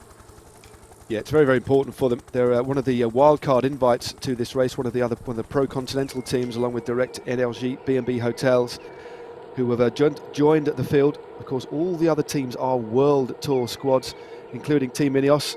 And there is Cameron Worth, the Australian. He had a break from professional cycling, rode for Cannondale for a few years, then had several years off, focused on triathlon. And now Cameron Worth has been hired again by Team Ineos, and he is a rider that can produce a lot of power. And he'll be part of the main engine room of Team Ineos. Not too sure exactly what his calendar is for later in the year, but he'll be put to good use leading the peloton, setting a high pace on the climbs, and performed very well the other day when Ineos raced each other. But this is the second intermediate sprint of the day, the Pavé sprint. Who's going to be at the head of affairs? It is Carbell, the wearer of the white jersey, leading the pace through a couple of power-ups being used, a featherweight power-up and a draft power-up. It is Danny Turek actually on the front here. So Turek driving things through, just rounding the corner. It looks like he's going to be overtaken on the line. Is it by Michael Shah of CCC? Oh, I think it was Turek that just took it there. Or was it Shah? It's very, very close indeed. But Daniel Turek clearly wanting to score some more points in that classification as well as the KOM. So fair play to Danny Turek. He's I would imagine he might be awarded, if the general public thinks so, the most aggressive rider, because he has been, well, working exceptionally hard today. Yeah, he's having a great race, isn't he? The 27-year-old Czech rider. And as you mentioned about the Combativity award, you can head to social media on Twitter for that and vote for the best rider. Who you think has been the most aggressive and deserves the Combativity award? Certainly up there with Ryan Mullen's effort, in my opinion. So it's great that the public also get an opportunity to also have a say in the jerseys and the awards that are given out. It's brilliant to see and get them involved. It certainly is. We'll make sure that you tune in for the final weekend as well. Remember, on the 18th and 19th of July at 1400 BST, Saturday and Sunday, you can watch all the action again, stages 5 and 6. But we're now heading towards the rather pointy end of this stage. It is the virtual Tour de France making history. This is stage 4. We are now deep into the second lap of 2. 45.8 kilometres, the total distance today, 2 laps of 22.9 Ks, and they still have 2 climbs to go. They've got the Aqueduct KOM and the Petit KOM, which does not feel petit at this stage of the race, that is for sure. But 38 riders still in this front group. A couple of riders from EF, Sean Bennett, Lawson Craddock. We've got Mathis Louvel of Arkea. Frio Vet is still there from Israel Startup Nation with his teammate Daniel Turek, who's been one of the main protagonists and animators today. 3 riders from NTT, the leading team. They lead the white, they lead the green, they lead the yellow. Gogol, Volgren and Carbell all in this front group. Ben Gasteur there, the Frenchman. And here's another acceleration. It is Volgren, I think. Or Ben Gasteur, should I say. Brunel now clear. So Brunel and Damien Two swapping turns on the front as they round that final corner on to the viaduct. And Gasteur, 6.2 watts a kilo. Driving very, very hard. It looks like it is still Gasteur just in front. Turek on his wheel. It's going to be very, very close on the line here. Is it going to be too... Ooh, Gasteur takes maximum points there for AG2 Le Mondial. So good riding there by the Frenchman, but very solid performance there again by Daniel Turek, the Czech rider, to score another couple of points towards the King of the Mountains classification. So NTT, well, I think he must have had the hardest day. The amount of efforts and kind of intervals that he's had to do is ridiculous. Yeah, he's certainly has, hasn't he? But he seems to be recovering very, very well from those efforts. It doesn't seem to be phasing him. He's up there Now, but just get a picture-in-picture here of Damien Tuz of Cofidis. You see his French national champion jersey and medals in the background. So great, he's showing off his victories and memorable moments in his cycling career off in this picture to the world. Yeah, Damien Tuz. I think he's got his weights in the background there as well, but there is the national jersey, national champions jersey in the background as well. Damien Tuz, very, very strong rider indeed, looking good, keeping that rhythm high. Champoussin moves to the front, a couple of little power-ups are being used. That burrito was being used there as well. I think a couple of riders getting rid of that because they should get a new one over the top of the climb, which is so important. Coming in towards the finish, they will all want the aero boost, which makes them more aerodynamic, 25% more aerodynamic than normal. As we see Rob Britton there. Was that Ryan Mullen heading off the front again? Nick Schultz is there too. So this group's still 38 riders strong, and there'll be a lot of communication going on there between teams, won't there? Between managers, between riders, just having a look at the composition of this group, making sure riders are fueled, considering what the power-ups are, and basically holding on for dear life up this climb. And I'm wondering which team, Hannah, are going to really start to set the pace. Do you think it will be, as we saw before, do you think it will be NTT that are going to try and force the pace? They clearly have numbers and riders that are feeling strong. They've got numbers, but I actually feel like, NTT Pro Cycling are in a very, very good position. They have some great leads in their jerseys and the classements. So, by the seams of things, it looks like Israel Startup Nation is the team that wants to try and push things on. Trek Segafredo had a fantastic day yesterday with Koen de Kort scoring some very valuable points. So, it shows to me that they are also up for today. But, NTT Pro Cycling will want to cement their positions in these jerseys and the leads. Looking to have a very professional setup. They certainly have. Just looking at, you can just see the numbers on the backs. The first time actually for the virtual Tour de France we've had numbers on the backs of the riders. It really does help identify. It's great for you at home as well to identify these riders. But as we said before, if you want a little bit more detail, make sure you head over to Zwift.com/raceview for that added layer of metrics and information that will help your viewing experience here. But won't be long before we head on to the lower slopes of the final climb of the day, the Petit Quai OM. Alexis Brunel is the rider near the front. Ben Gasteur is there as well. Let's have a look at the stats. Still just floating along through this group at around 300 watts. That's the kind of effort it takes just to stay in the bunch. And that's even factoring in the draft. So as you can see, although they are trying to mimic the effects of the draft as we have in the real world, it is still far harder, even riding in a group. The whole effort is far harder than riding in the real world, even on the flat, isn't it, Hannah? Yeah, it's mightily difficult, and that's why you want to try and stay in the draft as much as possible, save as much energy for the finish. I think a lot of these riders will be thinking about the finish today. They'll just want to try and get over this king of the mountain in as good shape and as a good position as possible, and to try and set things up for the finish. This group is actually very, very big. We've got around 37 riders in this group. 2 riders from Mitchelton Scott. We've got Nick Schultz and Jack Haig in here. Schultz, a level 23 on Zwift, and he had a podium on stage 1. So if he can try and maintain a good position in the peloton, be interesting to see how he can get on and score some vital points for Mitchelton Scott. Yeah, we've got Chris Hamilton in the mix as well there. But this is a picture of Lawson Craddock, the American. Really, really solid performer.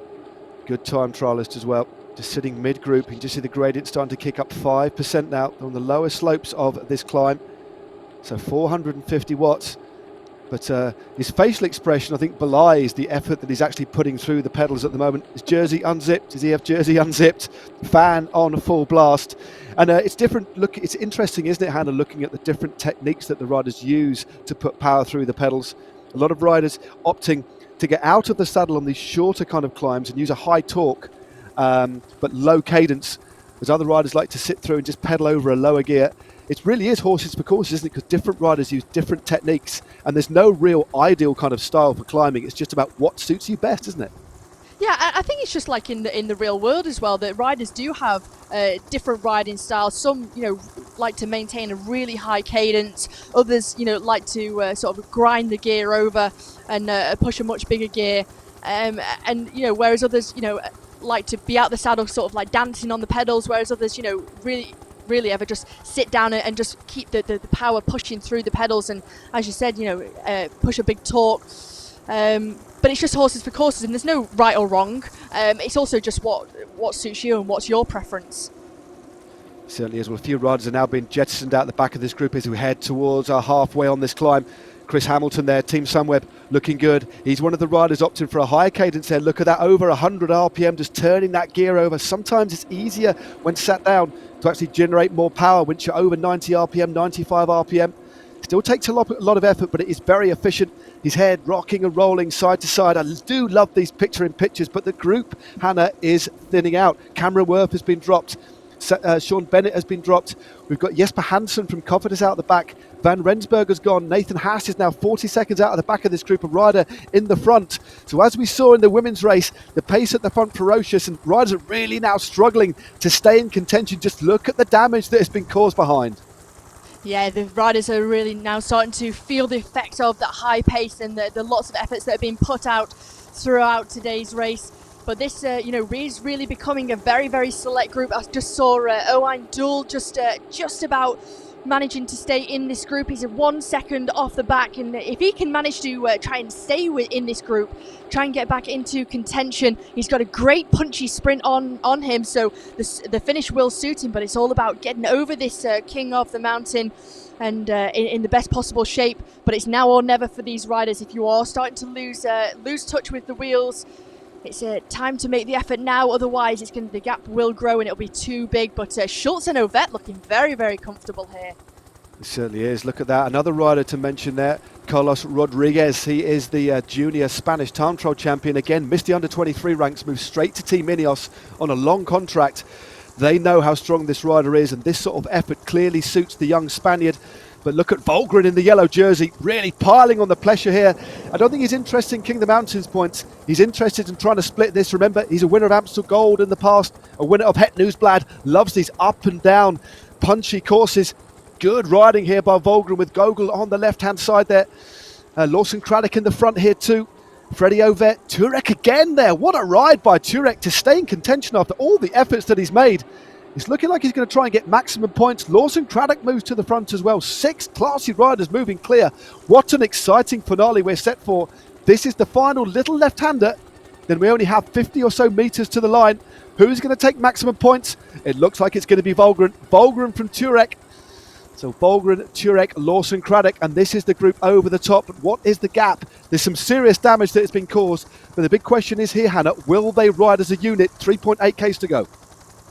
Yeah, we'll just look at that. We had 6 riders. It's now swelled to 8. It's Valentin Madouas, the rider who's celebrating his birthday today, and Clark has been able to get in contact with these riders now. But NTT Pro Cycling in a very, very good position indeed. As the gap to Jimmy Whelan of EF Education opens up to 7 seconds. They still have time to get back into terms with this group, but it's a now or never, do or die effort. And it's a very, very fast descent down the back of here. 3.3 kilometers to the finish. Turek, for me, having a fantastic race. Really is the rider of the day, in my opinion. He's I think Sorry, Matt, go on. No, without a shadow of a doubt. Sorry to cut across you there, but no, without a shadow of a doubt, I think the rider that deserves to be in this front group because of the effort that he's put in, Turek, the Czech rider from Israel Startup Nation, just on the right-hand side in that white and blue kit. Has he got enough left for the finish? He could be a real interesting prospect here. Valentin Madouas on his birthday. Imagine that. A French team running on French virtual soil. That would be amazing. Madouas just shoots out the back of that group. That was quite interesting. He's been distanced from the group now, Madouas. So Madouas back at the front here. Maybe a little bit of a glitch there with Madouas, but back in the group. But Israel Startup Nation well in control in terms of the King of the Mountains classification. They have 28 points. They're well ahead of Alpecin Fenix, so they'll go into stage 5 of the first ever virtual Tour de France in the Maillot Epois, the polka dot jersey. But here's a reminder of the 7 riders out in front, the 8 riders out in front, should I say. Will Clark, Nick Schultz, Freddie Ovet, Michael Gogol, Daniel Turek, Lawson Craddock and Valentin Madua of Groupama FDJ. Difficult to call from this group, but they are working well, and the gap, importantly here, Hannah, is going out now 10 seconds to the chasing Zukowski and Whelan. Yes, they are working very, very well together. 9 seconds now is the gap to Rodriguez and Michael Shaw. But Nick Schultz comes to the front for Mitchelton Scott, so he's the only rider in this group from his team. NTT Pro Cycling with 2 riders, so in a very, very strong position, as you can just see all the riders' setups there. All working away, all with different setups on the bike, some opting for out the saddle. But it's getting really cagey now as we see 1.2 kilometers of racing. Interesting that NTT Pro Cycling with Valgren and Michael Gogol sitting at the back as Gogol drops a draft power up. He's got Valgren on his wheel as we go under the Flamme Rouge. The Flamme Rouge has been passed on stage 4 of the virtual Tour de France. The Caspat stage, the leg breaker, and the hopes and aspirations of many riders has indeed been broken on this difficult, fast, punchy stage. And we have 8 riders heading into the finale across the cobbled bridge. These beautiful French scenery punctuating today's stage. Turek now goes, one of the main animators for Israel Startup Nation. He's out in front. Michael Gogol opened things up. And also the rider from Trek is in the mix, Will Clark. Look at this. Will Clark has opened things up. An amazing move. Clark has half a second over Michael Volgren. Michael Volgren in the yellow jersey, but look at Clark. Clark rounds the final corner here for Trek Segafredo, but it's got no power up left. But it's got nearly a second lead. Can Volgren close it? Volgren comes over the top, but it's Freddie Obet. It looks like Freddie Obet into the polka dots takes the win. Perfectly timed sprint by the Australian rider from Israel Startup Nation. Came from almost nowhere, dropped his sprint at just the right moment, but Obet takes the win ahead of Nick Schultz and Michael Volgren. But despite no sleeves, he takes the win. Freddie Obet of Israel Startup Nation takes out stage 4. Superb finish there, Hannah. Yeah, fantastic by Freddie Obet. He finally got that stage win in the virtual Tour de France. He came so close on stage 2 on the seafront in Watopia. And it was a photo finish. He just lost out by such a minor margin, but today he was the clear winner. He had daylight, and fantastic result for Israel Startup Nation. Freddie Obet, the Australian rider, taking a win today on stage 4. That was absolutely superb. What a sprint there. Well, I thought when Will Clark went early, the Australian riding for Trek Segafredo, and I thought he'd got it. But look at this late power up being used. Again, the idle power up, that's the one you want. And it just, I mean, the timing in terms of the power up there, as he crossed the line, Hannah, the power up stopped. So that's what you call optimum power up usage. Perfectly timed to perfection, if that's not too much of a double negative. But there we go. Congratulations all round. The Israel Startup Nation press officer, who no doubt will be straight on social media, tapping away. And well, he might, because that's a mightily important win for the new World Tour team. They've just signed Chris Froome, of course, for the 2021 season. They've got big ambitions, and they've taken out their first individual stage in the inaugural virtual Tour de France. And there is confirmation. Freddie Obet of Australia takes the win ahead of a fellow Australian for Mitchelton Scott, Nick Schultz. Michael Volgren in the yellow jersey for NTT is third. Will Clark, well, the Aussies have packed at the top end of this race. Will Clark fourth, Valentin Madouath in fifth, Lawson Craddock in fifth, Danny Turek, one of the main animators of the day, also from Israel Startup Nation, up there too. Then we have Michael Gogol from NTT, Pierre-Henri Cote from Rally, and Ben Gasquet rounding out the top 10 for AG2R La Mondiale. And this again is the finish. Just look at that timing there. 50 metres to go, Obet hits the front.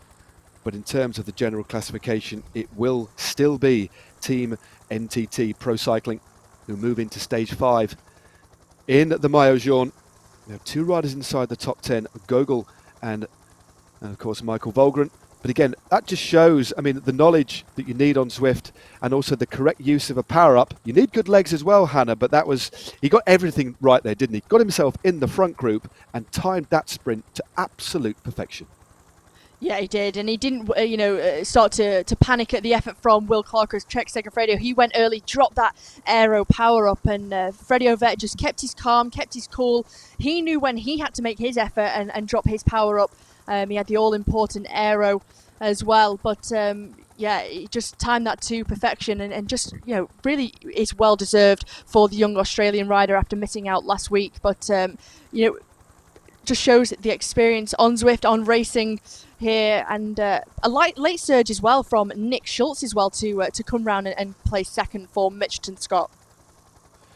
Well, Nick Schultz has been up there before. He was third on the opening stage. As we look at, again, the sprint, I could watch this little sprint all day. Absolutely spectacular. Turek overwhelmed there by Michael Volgren. But the early use of the power-up catapulted Will Clark into the front. We've still got around 120 metres to go here, but he gets swamped by everybody else. Actually gets swamped by 3 other riders, but no doubt about the win there. Clear win by several virtual lengths there. And we should be getting a quick chat with Freddie Ovett in just a few moments' time. It'll be very interesting to see what he has to say. I've no doubt he is absolutely delighted. 26 years of age from Australia. They should be coming up very, very shortly. Does ride for the Continental Israel startup team, but for this virtual Tour de France, been promoted to the World Tour team. And boy, has he served them superbly well, taking out their first individual stage win.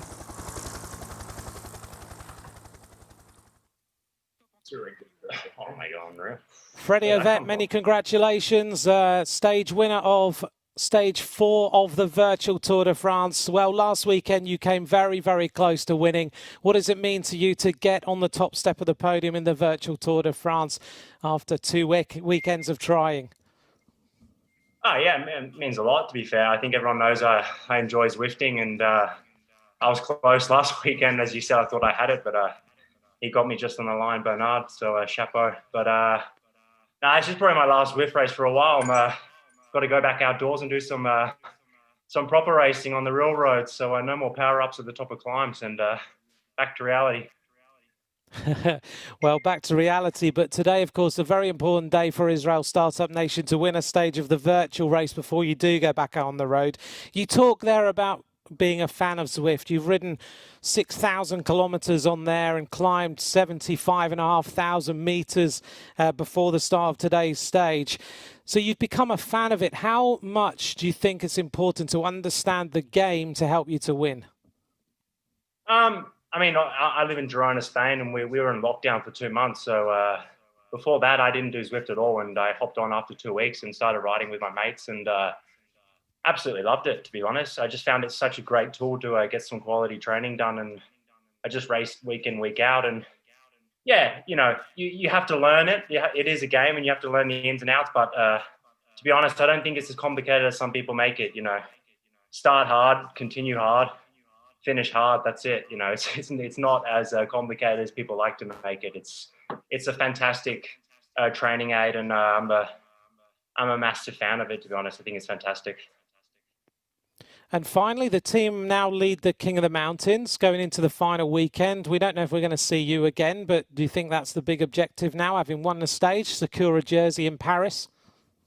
Yeah, I think so. I mean, that's me done. I've done my 3 races. I'm not allowed to do any more. And like I said, I've got a month of racing now. So, but yeah, we've got Dan Martin, Piccoli, and some great climbers that are looking to do well in the Ventoux stage. I think the yellow jersey's pretty much out of reach. NTT are doing fantastic, so hats off to them.